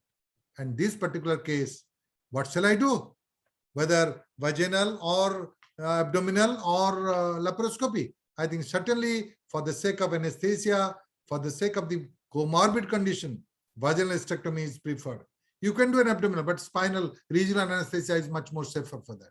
In regional anesthesia, you can do the laparoscopic procedure, but general is the recommended procedure. But in a case when the cardiomyopathy and COPD are definite contraindication for pneumoperitoneum. So therefore, vaginal hysterectomy is a preferred thing.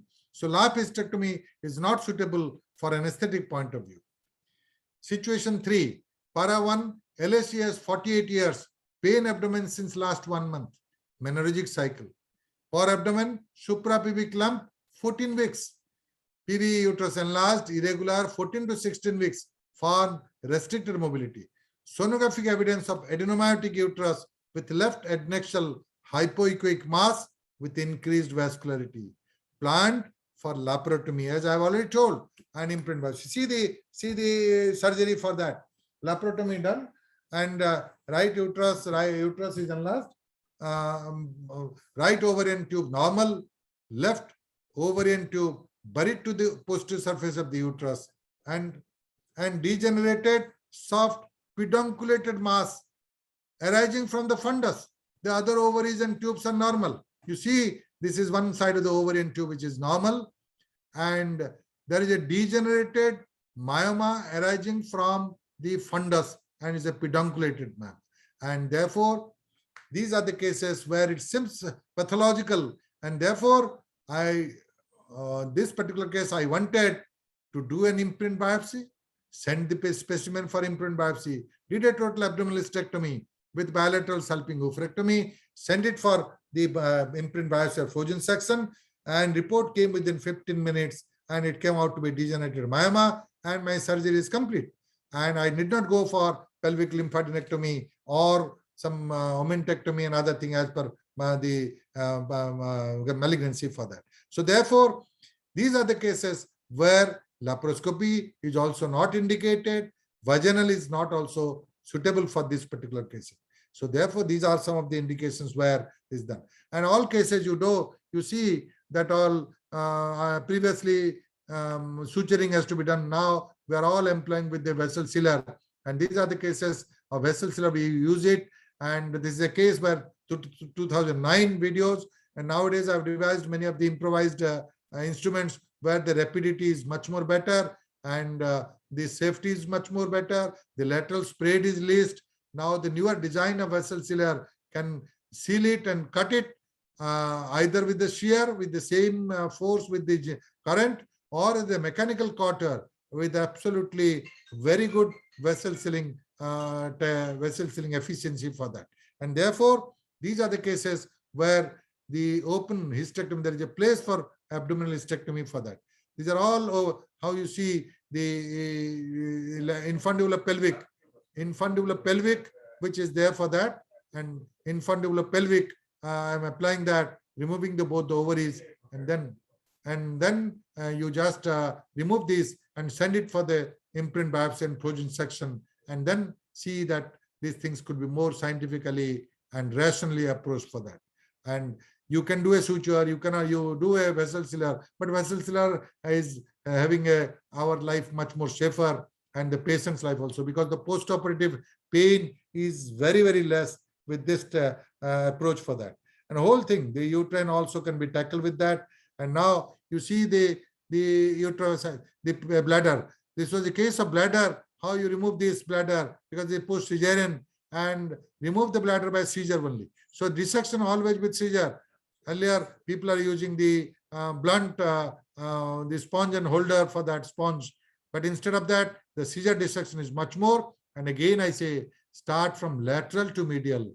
And therefore, in the case of previous cesarean, the midline, the bladder is adherent completely to the cervix, and therefore go from lateral to medial, go through the proper cleavage, and things will be all. I believe in the preventive surgeries, all steps. So these are some of the techniques which everybody should remind, and go slow and identify the structure. You need not do a ureteric dissection in all cases. People say that ureteric dissection is only done in a case where there is a mass. You have a retroperitoneal dissection in the lateral wall, and when there is a mass incorporated to the lateral pelvic wall and the ureter and the posterior aspect, rectosigmoid, those are the cases only I will recommend for the extraperitoneal approach. But these are all the cases where it is not indicated, but we very, very meticulous on the hemorrhage, on the sealing of the vessels for that. These are very good vessel sealers available, and everything you can do it. Only the last step, by opening the vault, you can close it. At the fixation of the vault is necessary. In the two angles, it is required to have a suture, but the rest of the cases, no suturing is required for that.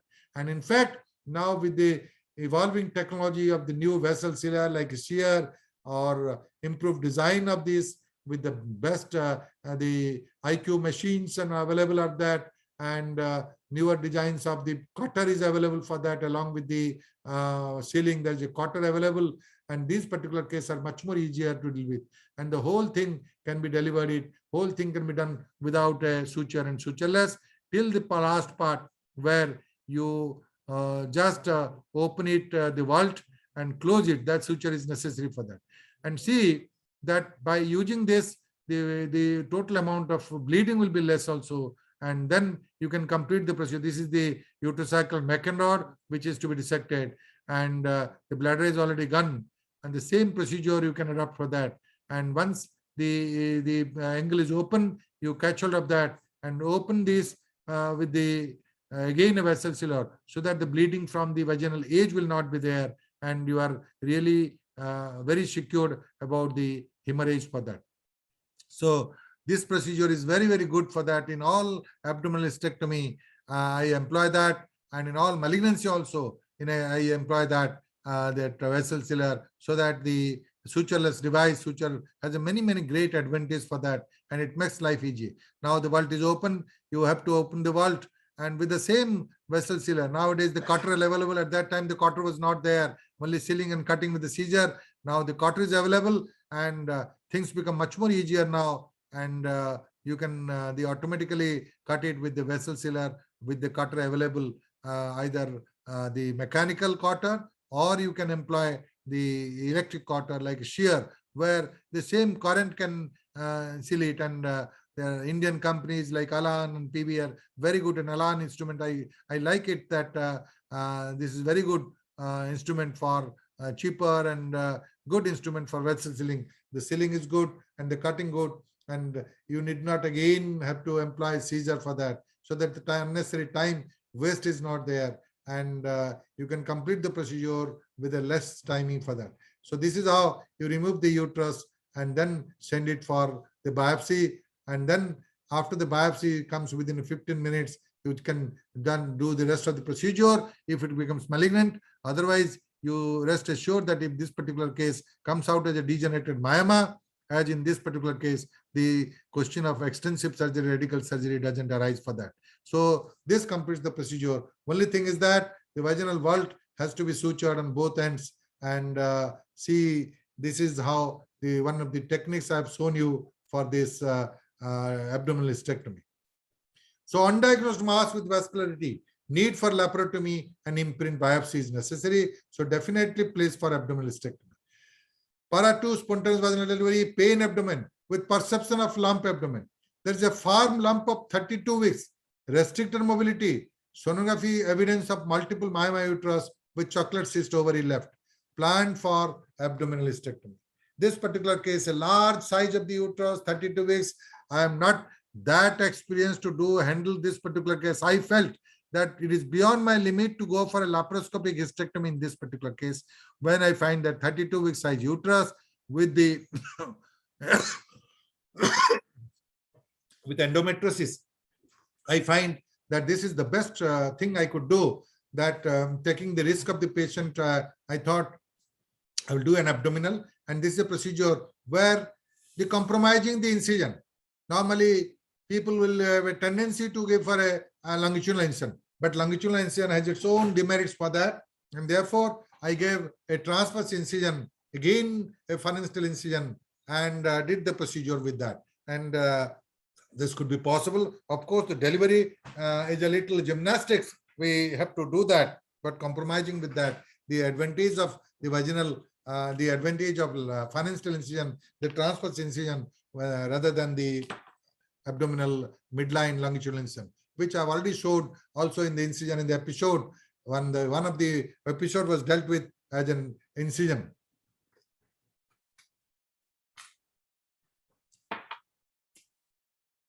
So then there is a little difficulty because the space is less, size is more, 32 weeks. But I think with the expertise, and you all of you can do it, this procedure by practice. It's a surgeon's inconvenience is directly related to the convenience of the patient. And therefore, I believe in that concept, even if I find a little difficulty about the space, but things could be done. If things are compromised and the quality of the surgery will be less, then I will change the. Otherwise, I will continue to have it basing on the convenience of the patient. So I find now the techniques is that the forgotten myoma screw. Myoma screw is a very good equipment now for this type of the uterus. A large uterus can be delivered very well. And if there is a uniform enlargement, I still use the vacuum also. Vacuum cup can be used. But here it is just so large and so multinodular, multiple myoma, it is not possible to apply on a particular seeing for that.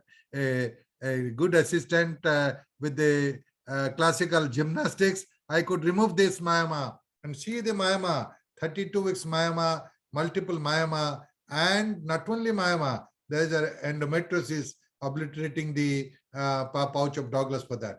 As we go more and more of the myoma comes in view, and there is a difficulty because there is a posteriorly, there is a rectosigmoid is other end, and you see the rectosigmoid which is other end for that. But it is possible to do that with them. But therefore, these are the cases, the choice of the route is abdominal. It cannot be a laparoscopic. It cannot be a vaginal also. Even if an expert vaginal surgeons are there, I don't recommend that this particular case can be done by vaginal route. Laparoscopy may be that exceptional endoscopic surgeon can attempt and dare to do that. And it is possible. The size is not a factor in laparoscopy. Big size uterus can be done by laparoscopic approach. But the main problem occurs with the retrieval. The removal of the tissues in a big size is really a headache and a problem because it takes not only a long time, but a high level of dexterity is required for that. So because the endometriotic lesions are there in the posterior surface, it is I'm facing a difficulty in that. But at last, I could do that and deliver it. And gradually, you just ligate or apply the vessel sealer on the two sides on the infundular pelvic, or if you want to remove if you want to conjure the ovary, if at all they are healthy, that's all right. But here another thing, in the left chocolate cyst, there is a left chocolate cyst which is obliterating for that and is adherent for that. And therefore, you have to go to the proper cleavage and bilateral sulping over your lysis, you do it first and find out the cleavage.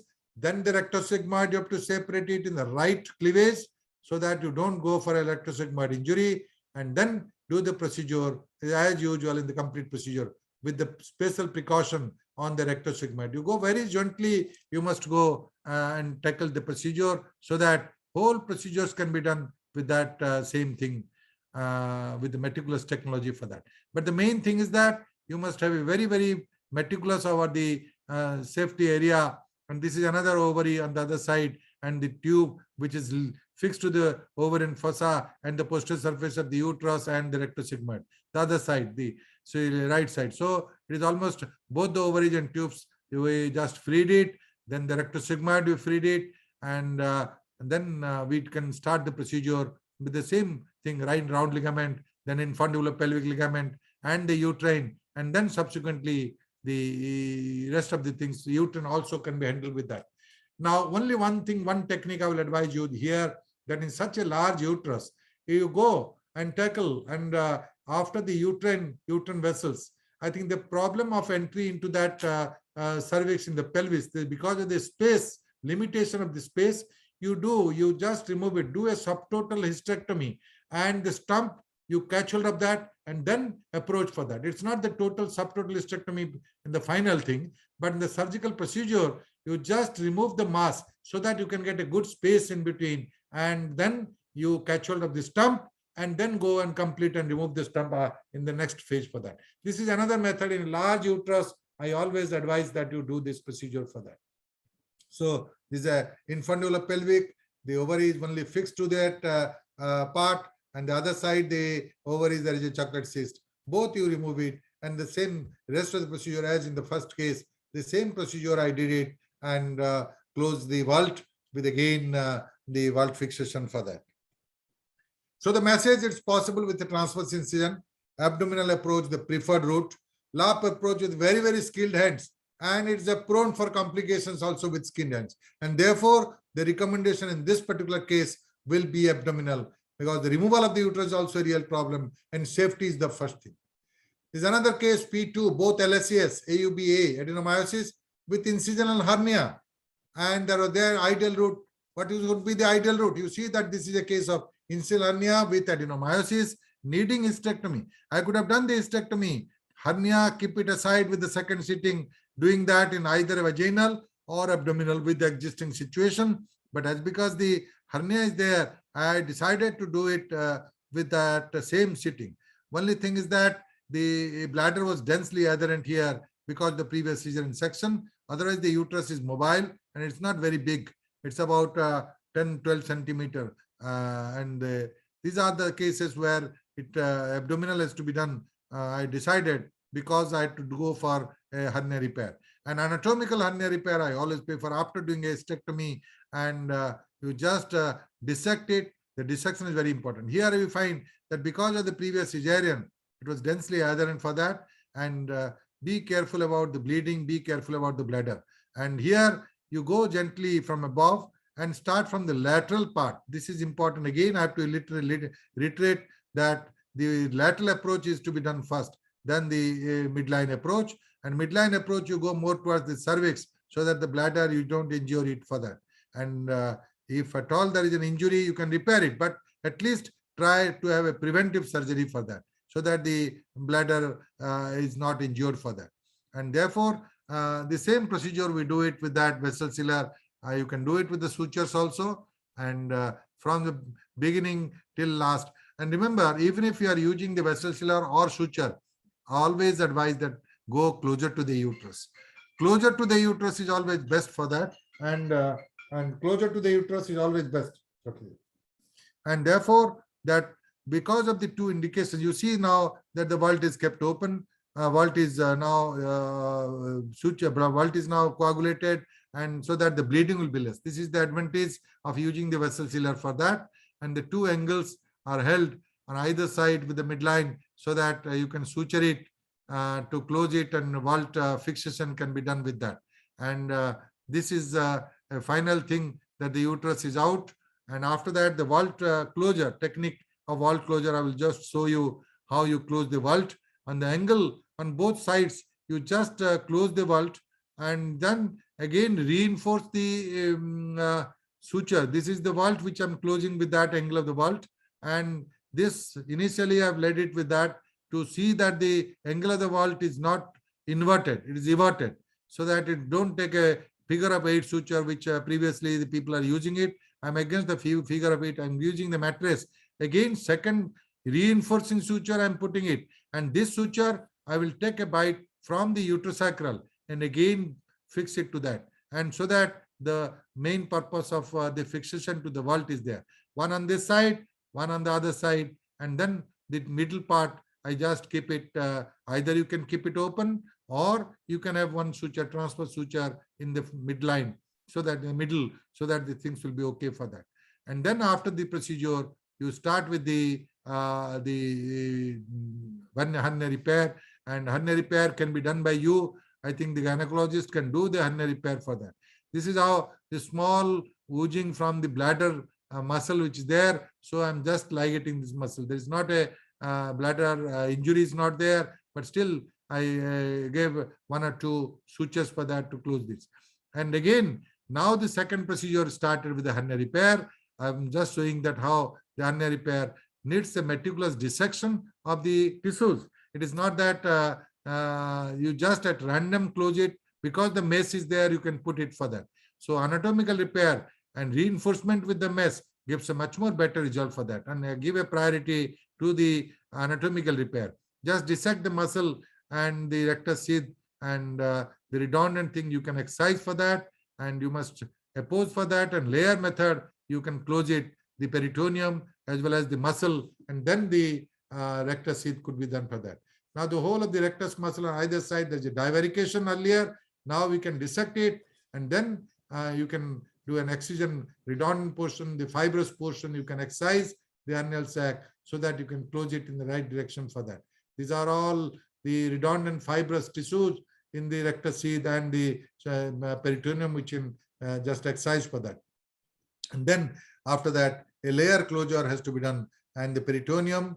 Then we go for a rectus sheath mobilization. This is the sheath which can put it, and all the directions, interior, posterior, and lateral on the right and left, you can dissect it and then put it for that. So that I can say that all gynecological surgeon can do the hernia repair also, initial hernia repair.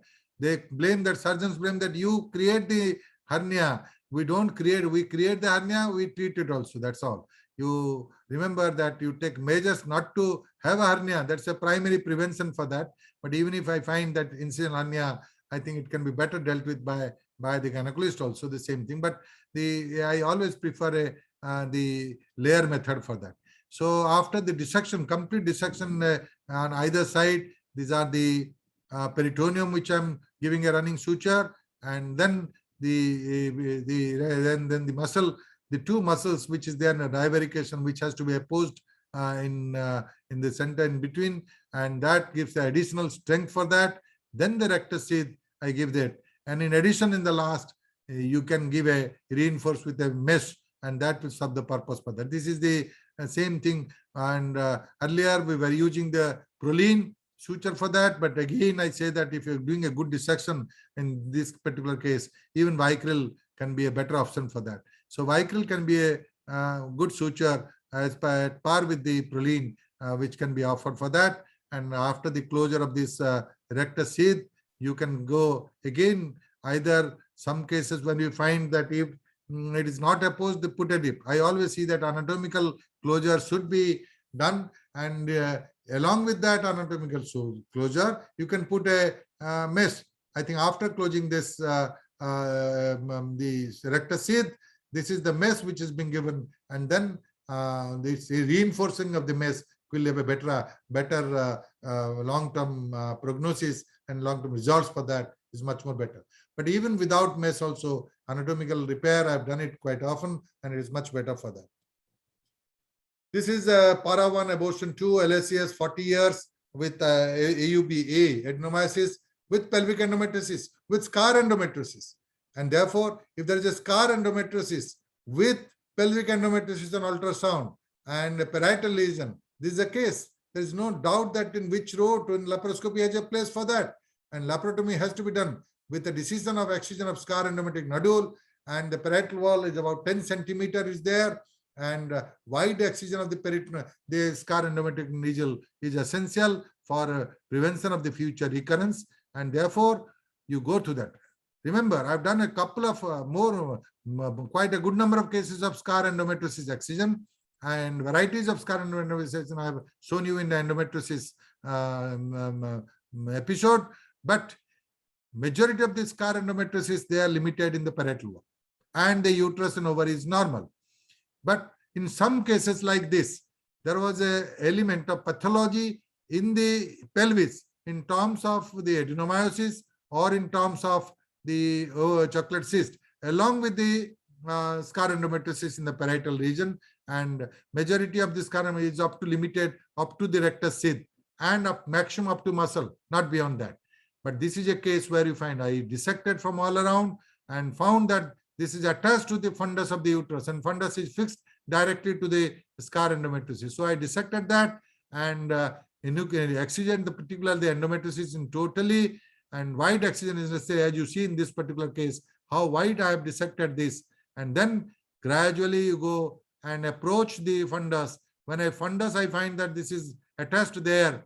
Then in the same sitting, I did this abdominal hysterectomy with excision of the scar endometriosis in the same sitting. And this is possible. And this is a way which I am showing you the videos that this is a common condition which all gynecologists, average gynecologists can able to do it for that, and that is possible. A good meticulous hemostasis is necessary. The electrosurgical, the monopolar current is very, very important for that, for not only for hemostasis, but for dissection. This is very, very important because this is aids to the bleeding, helps in bleeding to a considerable extent for that, and goes to the proper cleavage so that we can get a good piece of surgery for that. So the meaning thereby that when there is a scar associated lesion in the abdominal parietal wall, I think you have to resort to abdominal root, and in the same abdominal root, you see the whole thing, both the things can be tackled in the same sitting for that. And therefore, this is a big endometric nodule which sonography can underestimate, but in reality, you have to go wide excision, otherwise the recurrence will be there for that. And after that, opening all these, you can enter into the peritoneal cavity and then do the hysterectomy in the same sitting for that. And then many of the cases you find the same adhesions as in a case of pelvic endometriosis. You must be very, very meticulous in not injuring the rectosigmoid and the ureter in particular. So necessary skills has to be developed, the techniques has to be learned, and by virtue of experience, you can do a good job with that procedure for that. Now, 45 years nulliparity with previous history of lap surgery twice for pelvic endometriosis. Not conceived, persistent pain with diffuse adenomyosis and myoma, menorrhagic cycle and dysmenorrhea, sonographic evidence of diffuse endometriosis with chocolate cyst, failed attempt. Somebody has attempted it and couldn't complete the procedure, and therefore planned for re-exploration for this particular thing. So this is a case of pelvic endometriosis with myoma and adenomyosis, failed attempt at laparotomy, and the uterus is 16-week size, and this is the sonographic view. And on opening, I find that the endometriosis is there, but it is also myoma which is incorporated along with the adenomyosis. Many of the cases do behave like this, and you go in the same direction. And these cases which I find that I always give a space, say 2 months, go leave immediately, don't do it, leave it for 2 months, and after 2 months, I think minimum period, you just do a re-exploration for that. You don't subject the case immediately for surgery, and that will be more hazardous for that. So that is the main thing I want to express before you, that this is possible. You can take help of surgeon's hand and surgeon's help for that. In some cases, these are the cases which you anticipate the problem of the adhesion of the bowel for that. You can take help of the surgeon, but majority of the cases you can do it. And in my experience, and I have seen that these are, if you are meticulous enough in just rectosigmoid, and if there is adhesions to the bowel, you can from the beginning very cautious about the preventive aspect. I think things are very good for that. So these are the cases where the abdominal hysterectomy is mandatory, and abdominal hysterectomy, there is no option there. You cannot do it by the vaginal route. You cannot do it by laparoscopy also. So these are the cases where a very skilled laparoscopic surgeon can do it. I don't deny that. But again, you have to do an extra retroperitoneal dissection. You can go for with the 3D laparoscopy. It will take a long time, and experienced surgeons can do it also. I don't say that these are absolutely contraindicated. For the average gynecologist, I think these are the cases you don't take a risk and do the procedure. And you see, initially, because of the previous surgeries, repeated surgery, there is a lot of adhesions, but very meticulously you must separate through the proper cleavage line, and then it is possible to do the procedure. There is not absolutely a contraindication for that. So these quite often we get some such cases like that, and I really when our students have referred this to us on that level, I also feel that yes, I must give a justice, and I should do the procedure in an uncomplicated manner. And we are very stressful when we get this type of cases till the patient is discharged. And I think this is with the average knowledge, with the average gynecologist can tackle this procedure. And always the preventive surgery. Try to do it in a preventive manner so that you don't injure. So therefore, I was slowly going, and even entering to the pelvis, entering to the peritoneum is difficult. And here you are liable to injure the gut, which is adherent for that, is expected adhesions for that. So very, very gentle you must go it so that you can open the abdomen very well. Then this myoma screw again is absolutely everything is adherent, only the fundus is visible, and POD obliterated, rectosigmoid adherent, adnexa, and all are not seen in that. And gradually in the fundus with the myoma screw, you can deliver that, particularly the myoma with the adenomyoma, and because of the adhesion in the pouch of Douglas, like in the previous case, this is very difficult.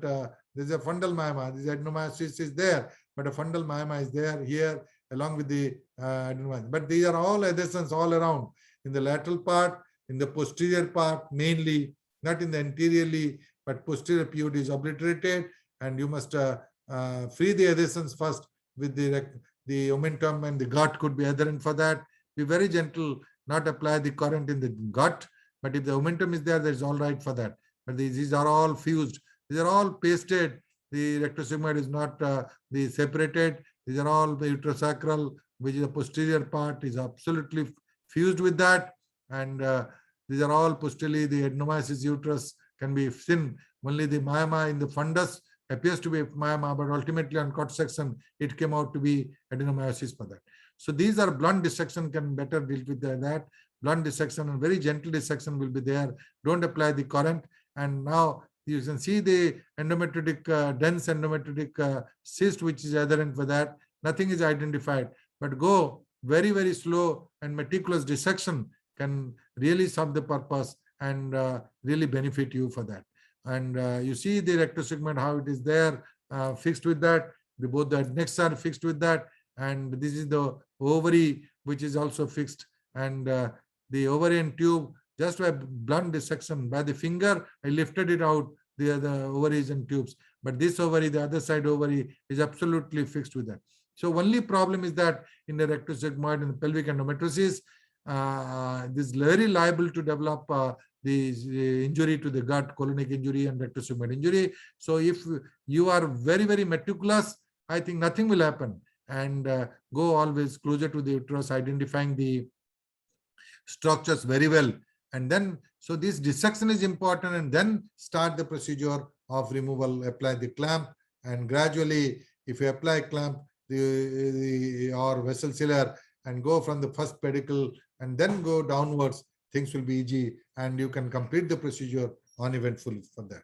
And quite often we see such type of cases where the 3D laparoscopic approach can be, and the extraperitoneal approach, this particular case will certainly need an extraperitoneal approach for that.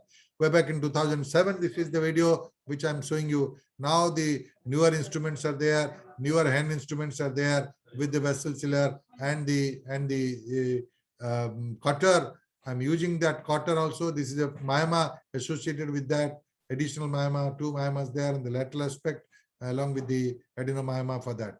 So the new generation of the vessel sealer, safety is there, lateral spread is less, the local rise of temperature is less, and main thing is that your astute judgment of dissection in a right plane of cleavage is important for that.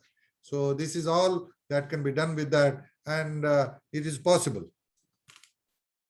40 years unmarried, case of poliomyelitis with ankylosis of both hip joints, failed medical management, menorrhagic cycle with dysmenorrhea, multiple myomyuterus. This is a lady unmarried, is a teacher. I remember poliomyelitis, and from the childhood is poliomyelitis and ankylosis of both hip joints. He was in a different posture all around, all along the day and night. He was in a always in a flexed position for that, and both the hips are flexed to the abdomen, and uterus was 16 weeks, and therefore I planned for abdominal hysterectomy for that.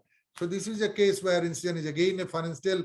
It's a myomyuterus of 16 weeks, but luckily there is no adenomyosis for that.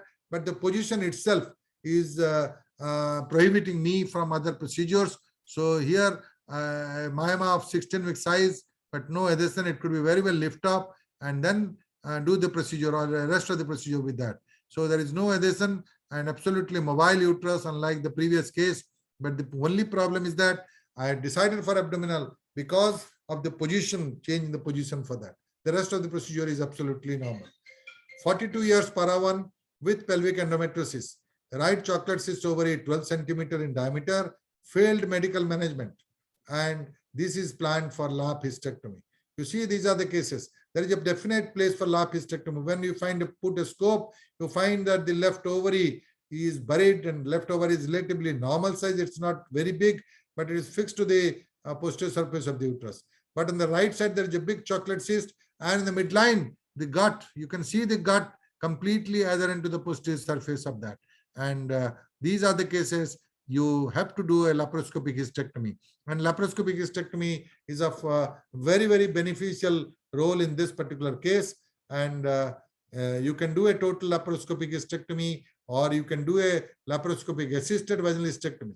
I think the laparoscopic assisted vaginal hysterectomy, these things can also be done to save life. But here the posterior dissection is there. If you want a posterior dissection, I think the rectosigmoid, either you can do it, dissect it from below, or you can dissect it from above and then do the job for that. But the two adnexa, you can dissect it, and under vision, you can dissect it, and there is definitely a place for a laparoscopic hysterectomy in this particular case because of the adnexal lesion of endometriosis and adhesion to the dense adhesion to the rectosigmoid to the posterior surface of the uterus.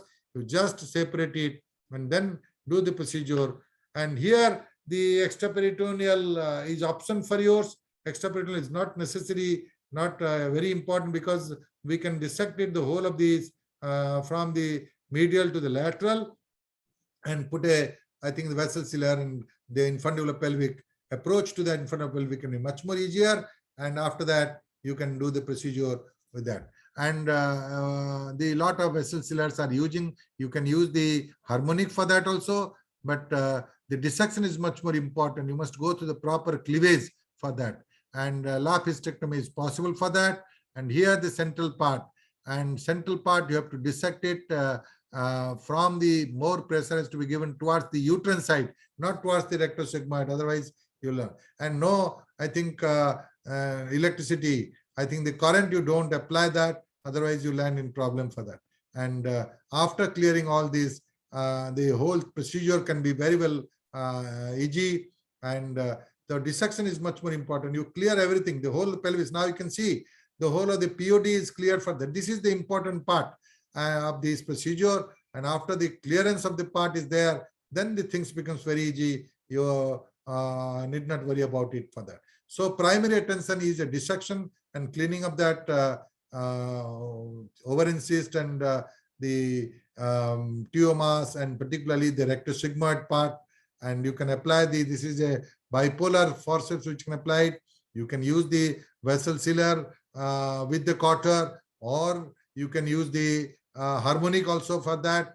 And all these are good, and as per your own choice, you can have it. But hysterectomy can be possible for that. And this is what I meant to say, that the dissection is more important than ultimate removal. And if this dissection is up to, you can clear the rectosigmoid and you go all throughout, and then laterally and then go for the uterovesical fold of peritoneum, dissect the bladder, go down, and you complete the procedure of hysterectomy. Either you can do here, the option is you can do the TLH can be done very well here, and also you can do laparoscopy, LAVH also you can do as per your choice and your expertise for that. 45 years para 2, both spontaneous vaginal with pelvic endometriosis, persistent pain abdomen with menorrhagic cycle. And this is a case where you find that again a case where the whole of the both the adnexa are fixed to the posterior surface and the rectosigmoid like the previous case, and this is to be separated with that. The other side is relatively better, it's just fixed with that. And this is the thing which I say, that the clearance of the POD and the adhesions, the first beginning, then the uterus is not very big. Now you can do the two procedure, either a TLH can be done, and in this case I've done a TLH for that because I am always in favor of LABH in this type of cases, because that is much more easier, and technically and complications wise the ureteric injuries and other things are less, and more so the concept of this LABH is definitely part abdominally, part from above and part from below. But this case, for demonstration, I've shown that this case I've done for the TLH for that. And colpotomizer, I'm using it and dissecting it. But the only thing is that go through the proper cleavage for that. Now, this is a case, para 1 LSCS, 42 years, AUBE, sonography, bulky uterus fixed to the parietal wall. And on midline, scar is wide, perspiculum cervix. You see, this is the scar. I will show in the first picture that I am pulling the cervix. You find the dimpling in the scar, and this dimpling in the scar notifies that the uterus is fixed to the uterus. And then I put this telescope, and in laparoscopy you find that yes, the whole of the uterus is fixed to the anterior parietal wall. I'm going for a dissection, and then again these are the cases where the ideal route is laparoscopy for that. This is a case laparoscopy with extensive abdominal pelvic adhesions. They are all extensive abdominal pelvic adhesions, which needs a previous surgery is there, and therefore you do a meticulous dissection of this momentum first, and then this I'm using the vessel sealer with the mechanical cutter by Martin. It's very good that the same sitting you just seal it and cut it with the mechanical cutter, and you just from the below the umbilicus extensively there is an adhesion right up to the pelvis to the uterus. It is fixed, and therefore it can be very well done with that. You can do it with the harmonic also and complete the. But a good dissection eliminates. You see how the momentum is fixed to the whole of the uterus, not only the anteroparietal wall, but the whole of the uterus. It is fixed to it, but the uterus is not very big, but the adhesions are there. So these are the cases. Don't attempt a vaginal approach and ventrification and other thing. Although some of the cases of undiagnosed case, I have found that ventrification is there with much more difficulty with that I have completed the procedure. But I think more rationality is a laparoscopic approach. The adhesolysis is there, and this is the most difficult part in laparoscopy. And then after this is completed, you from all around the adhesolysis is being done. Then you approach the infundular pelvic and seal it for that. The whole of the infundular pelvic also there is a complete adhesions of this momentum for that, and this is very, very important to separate it. And this is an advantage of a laparoscopy in this particular case, because you can completely lyse it and in the proper under vision, and the anteriorly you just lyse it, extensive vision, free the adhesion from the uterus and adnexa, and then approach that. This is the line where we go it and take a precaution, take a very important thing. The bladder at times are very close to that, and even you undiagnosed entry to the bladder is can be there on one angle. It could be dragged with that. Be very gentle. That's why I dissected it first and then put the vessel sealer. And this is a very good vessel sealer come cutter by Martin, and this is very good. And the sealing is absolutely fantastic.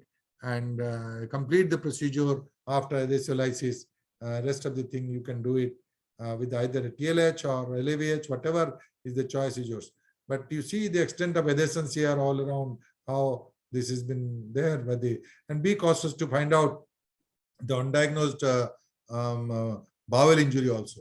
So here be very meticulous that whether the bowel is incorporated there, you see after dissection, then you go for that. And this is how you go stepwise and complete the procedure, free the uterus from the adhesions, and then things have become very easy for that.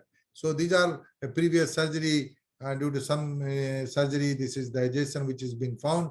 It's not due to the cesarean, but this is something else, a surgical operation which has given rise to this sort of extensive adhesion for that. But the basic principle is that a good dissection and a meticulous plane and preventing the injury to the bowel and the viscera, and that is the main aim of that, and that is the technique which you adopt with the different technology which is available for that. And now you think that whole thing, the uterus is dissected out, the adnexa is dissected, and the ovaries and tubes are again adherent to the uterus, and you can do the job. Posteriorly, there is only the adhesions here, and you can again do the job by the same procedure of applying this vessel sealer with the cauter. And remember, you stretch it on one port instruments, you stretch it, see that there is no vital structures for that, and then go to the proper cleavage. And after that, things becomes very easy. And when the adesolysis is completed, I think the same procedure we can go it for the laparoscopic hysterectomy. And now you can see the POD. POD was not visible now at that time. After this dissection, the POD can be seen very well. It is free, and then the adnexa are free. And now it's a very simple job to do the procedure of the rest of the things for that. This is a case of mammoth ovarian, about 30 to 34 weeks of size of cystic tumor, and it's a case of 40 years, Paras lady, Para 2, both spontaneous delivery. And one of the important is the preoperative assessment. And preoperative assessment not only by ultrasound, color Doppler, the CECT, MRI, you do it to mainly the color Doppler and then biochemical markers, the tumor markers. And luckily there is a cystic, large cystic lesion. There's no evidence of free fluid. Then I attempted for the, instead of abdominal hysterectomy, I decided for the laparoscopic route. The patient was also very keen, and he was sure that it is not completed. It cannot be done. But you see how I have done that. The possibility of risk. The only question the oncologists ask are very, very scared that spill is there. The spill particularly, therefore I say that preoperative evaluation is important to find out that there is nothing. And luckily there is a, it comes out to be a mucinous contents and mucinous cystadenoma, large. The mammoth tumor are always mucinous rather than the serous. And after that, the things are very easy. And when the collapse is there, the whole ovarian cyst is collapsed. You find that uterus is normal. The other ovary, you just inspect it. It is normal. Evaluate the whole of the pelvis and abdomen, the omentum, and the liver and everything for any evidence of abnormality. We didn't find any evidence of any abnormality. And then we go ahead with that and did the complete procedure with the laparoscopic assisted vaginal hysterectomy. Here, the only thing is that fear of malignancy. So fear of malignancy and the port placement. So therefore, immediately you know that when there is a 32 weeks, you can put it the whole thing, the varus, and just drain it out after collapsing, after evacuating the about 50% of the cases when the abdomen is absolutely shrunken, the fluid is shrunken, then you can put the port. There is not a problem for that. And the same thing with the instrument, either with the harmonic. This I'm using the same Martin instrument of the sealing and as well as the cutting, the Mar Plus, and this is a 5 mm instrument which is very good in sealing, and do the procedure on the one side, and the other side is very easy for that. And this particular procedure you can do a TLH also, but I decided this case to do a LAVH because I find that the laparoscopic assistance LAVH in some cases are very important for me. And this is the other side which is there, and therefore in some indications of especially when I find that the uterus has to be removed from the above by a morcellator, or there is no space from below because of the limitations as we see in the mentally handicapped or nulliparous, when we cannot find a space. Nulliparous is not a contraindication even for vaginal, but in some cases you have to decide that there is no space there. I always say that the TLH can be done and whole thing can be delivered by the morcellator. Otherwise, these are the cases best suited for that. The urinary complications is list, and as a vaginal surgeon, as a gynecologist, I will definitely prefer. In this particular case, I have subjected for that. This is the vaginal part. After the abdominal part, you see the vaginal part, and then the posterior pouch is opened, and posterior pouch is open by the straight cutting, and you can see the whole of this pouch is open at one cut, and with the again the vessel sealer, you apply as close to the uterus as possible, the uterosacral and Macken rods. You can use this as a possible, and then the other side you do it, and the second clamp, after the uterosacral maternal Macken rods, the vessels you coagulate, that's the most important. And of course, the other part has already been dealt with by the laparoscopic approach. As soon as you cut it, whole thing will come out for that. And you see the anterior pouch which come out just by pulling everything, the whole uterus will come out for that. And this is the normal ovary and the tube.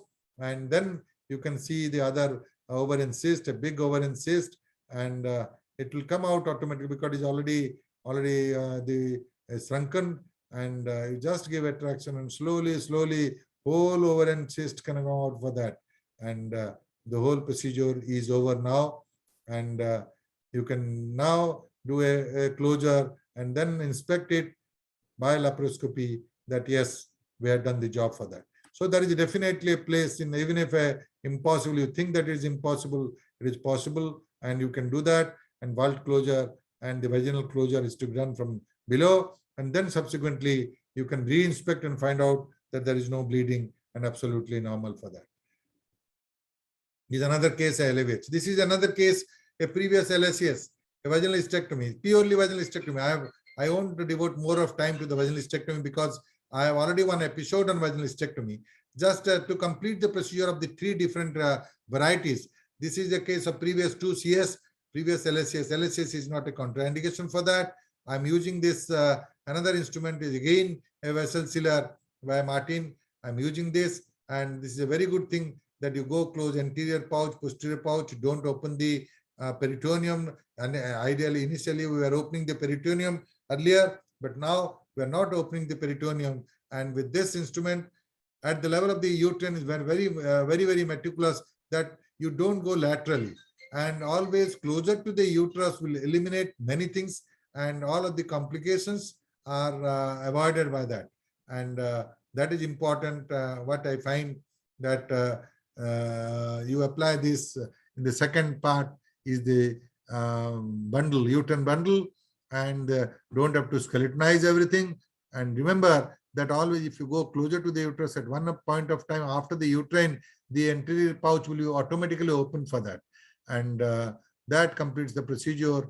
The upper pedicle, you have to remove it.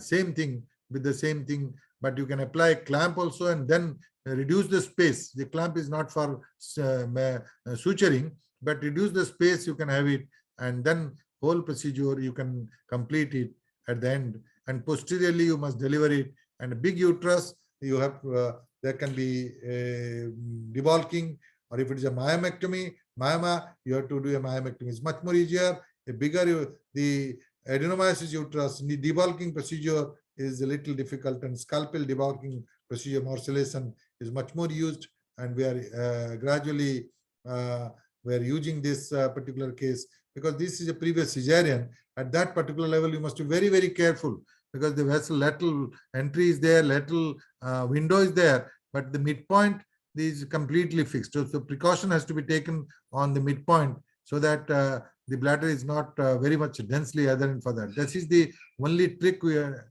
in previous cesarean we made it, and therefore previous cesarean is not a contraindication for vaginal hysterectomy. You have to be going to the proper cleavage in the lateral part and then come to the center, and this is how the total vascular pedicle is ligated for that, and how I'm going more closely to the uterus and rather than laterally. If you go laterally, there is a chance that you are subjecting to the ureteric injury for that.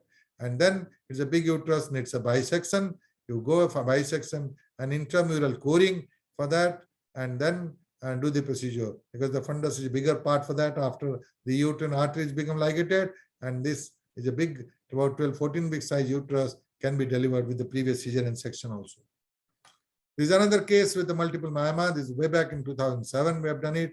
This is a big uterus with all, at that time I was little younger because it is about 15 years before, and I dared to do more difficult cases at that time because now I have a little more of experience. But the thing is that because of the age, your reflexes will come down. I don't know whether my reflex will there or not, but I'm continuing to operate now also. So this is a case where it's a 24-week size uterus with a multiple myoma. So it's a 24-week size uterus. People say that it's not worth to do that, the vaginal hysterectomy, but the patient was not prepared for abdominal and neither for laparoscopy, and he insisted that you do the procedure by a vaginal procedure because one of two of our relations have done that and they were very happy with that. And I with all 24, 26 week size uterus with multiple myoma, this is the case where about 15 years back I had done that. And with this machine, at that time I was using for last, at that time 2005 onwards, I was using this machine for that. So I thought, let me try with this multiple myoma and take an adventure of it. And that's why I wanted to share my adventures to you people for that. So this again, at that time, the IQ was not available. This clamp again was designed by me. I told that, yes, we will do the power setting. The IQ model is a little better than that. Now we have modified many of the power setting and the hand instruments for that. So basic thing is the myoma is that go to the proper cleavage, and myomectomy, go to the proper plane of cleavage. And now when the plane of cleavage is thin, and the myoma screw can be of great help. And you apply the myoma screw, and the myoma screw you apply in the middle part, it is there. And just give a traction for that. And with that, if you are going to the proper cleavage, it will come out very, very quickly. So the cleavage is important for that. So one big myoma has come out for that. And again, you go and more, and I find on the right lateral wall, there is again a myoma which I can see with the cleavage, and with the again the myoma screw with the traction and counter traction. You deliver the myoma and complete the procedure as I just giving with the pressure, with the traction and counter traction, with the guidance, with the my scissor and the cat's paw giving a traction. But mainly you find that when you find a good plane of cleavage, that is good. Otherwise, if you do not find a cleavage, I think the bleeding will be less and you cannot deliver in a proper plane.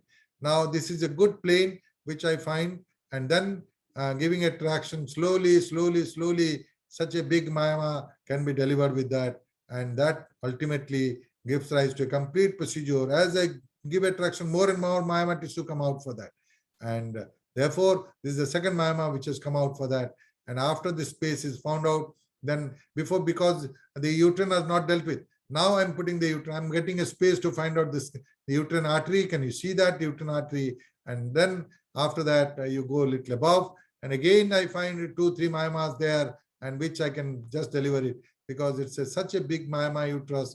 But I feel that myoma uterus is easier than adenomyoma, because in adenomyoma, you have to go for a debulking procedure by very methods which takes a long time, and in a scalpel myomectomy, my scalpel morcellation is there. I'm finding a good morcellator could serve the purpose for that. But basically, if you have patience and surgical expertise and little skill, things becomes very easy, and you can do many jobs for that. And now you can see the again you can go sideways and put a clamp there and deliver always with the posterior part, because posterior there is a space. And again, I find that in the posterior part also, still one myoma is there in the fundus. And again, to avoid, to get more space, I'm getting a space, I can apply that. But if you do a myomectomy here, the space is again, I find that is enlarging, so that in the upper pedicle, I can put a little clamp for that and remove it. So that this is the way I do that procedure. And believe me, the decision is yours. The technique, you must develop it, and you can do much better than what I have done it in presenting during the couple of few videos, which I'm demonstrating that. There are many more cases, because of the time constraints. I have not kept it all varieties. There are typical things which you can do it for that. And whole of the procedure, I'm not able to show in all cases, but I think whatever the techniques where I'm using it, all of you must have used also. And I will share some of my experience in this particular video for that. So at the end, the upper pedicle is clamped and the whole uterus can be out for that. And you can remove the ovary within that also. People say that ovarian removal is necessary, then you apply laparoscopy. No, it's not that. The same procedure in ovarian removal also, you just first tackle the round ligament and then go through the infundibulum pelvic, and you can enter into the infundibulum pelvic and complete the procedure for that. If the ovary is retained, then there is no problem. You can just coagulate on that. So this is how to do it. And after the procedure, you can have a closure of the vault, and basic emphasis is to given on the two vault angle for that. So ladies and gentlemen, and my dear gynecologist, thank you very much for giving me this opportunity. I have crossed beyond town, and that's why I thought I must close it.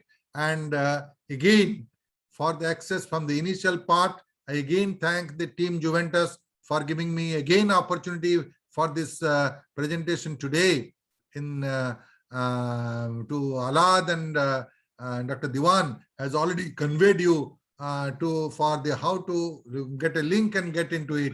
And now I request Sanjay, Dr. Sanjay, to again remind the access, and YouTube channel also, they can enter into it without link also. Sanjay, please. Yes, sir. Thank you, sir.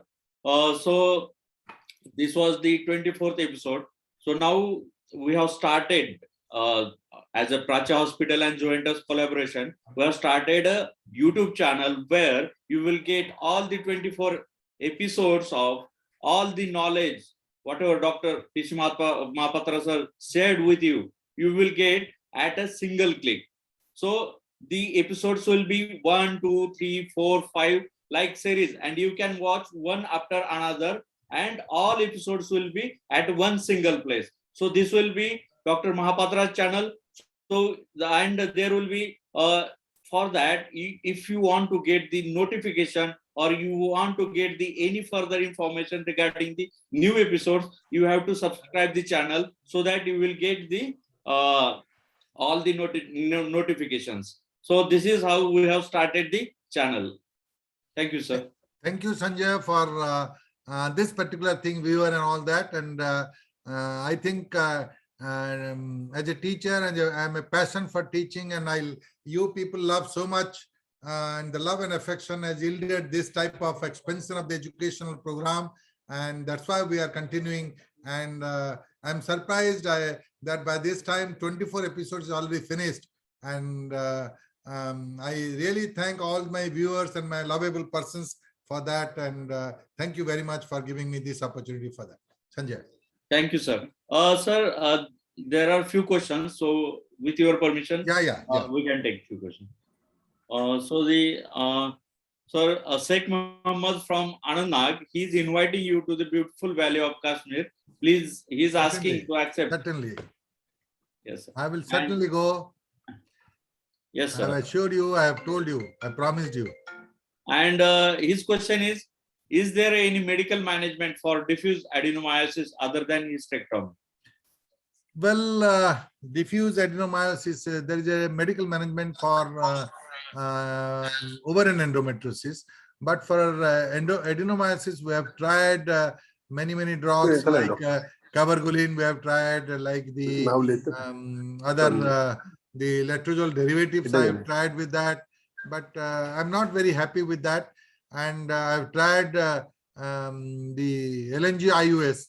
And the GnRH analog I have tried also. Those who want pregnancy, fertility before the ovum pick up, 2-3 doses of leuprolide depot injections.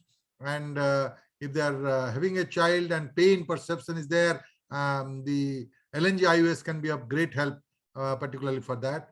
And of course, per pain relief, Dynogest can be an option for that. But believe me, these are all promotion of fertility. It is not very important for that. And only for a localized adenomyoma, the place for surgery is there. Otherwise, the medical management will be a priority for that, for pain relief. For infertility, I think it's $1 million question to be seen for that. Yes, sir. Sir, there is a question from Nirujogi Chandra Prabha from Vishakhapatnam. And she is saying, good evening, sir. Excellent presentation. And the question is, I would like to know your advice regarding uterine artery embolization, lightening uterine artery after delivering the baby. In a case of multiple fibroids complicating pregnancy, in a case of post-myectomy pregnancy, in spite of taking all precautions to prevent. What is your experience, sir? I didn't have any experience on this particular thing in pregnancy. But myomectomy, I have experience of uterine artery embolization, particularly either in on-merit or in a case of infertility. And once upon a time, it was told that yes, it is contraindicated when pregnancy is there because it's affecting the ovarian disorder. But later on, many studies have shown that it is not absolutely contraindicated. It can be given for that. So my experience on that, it gives a reduction of the size of the myoma to at least not more than 50%, and it is a temporary procedure also. So it is temporarily, it can reduce the dimensions, it can have a well-being for a small temporary period of about 3 to 6 months, but it's not a particular solution for that. Regarding the pregnancy, I don't have any experience on that, and therefore during pregnancy, there are literatures which shows, particularly in the case of placenta previa, central placenta previa, before surgery, you go for the embolization and then do that so that the bleeding will be less.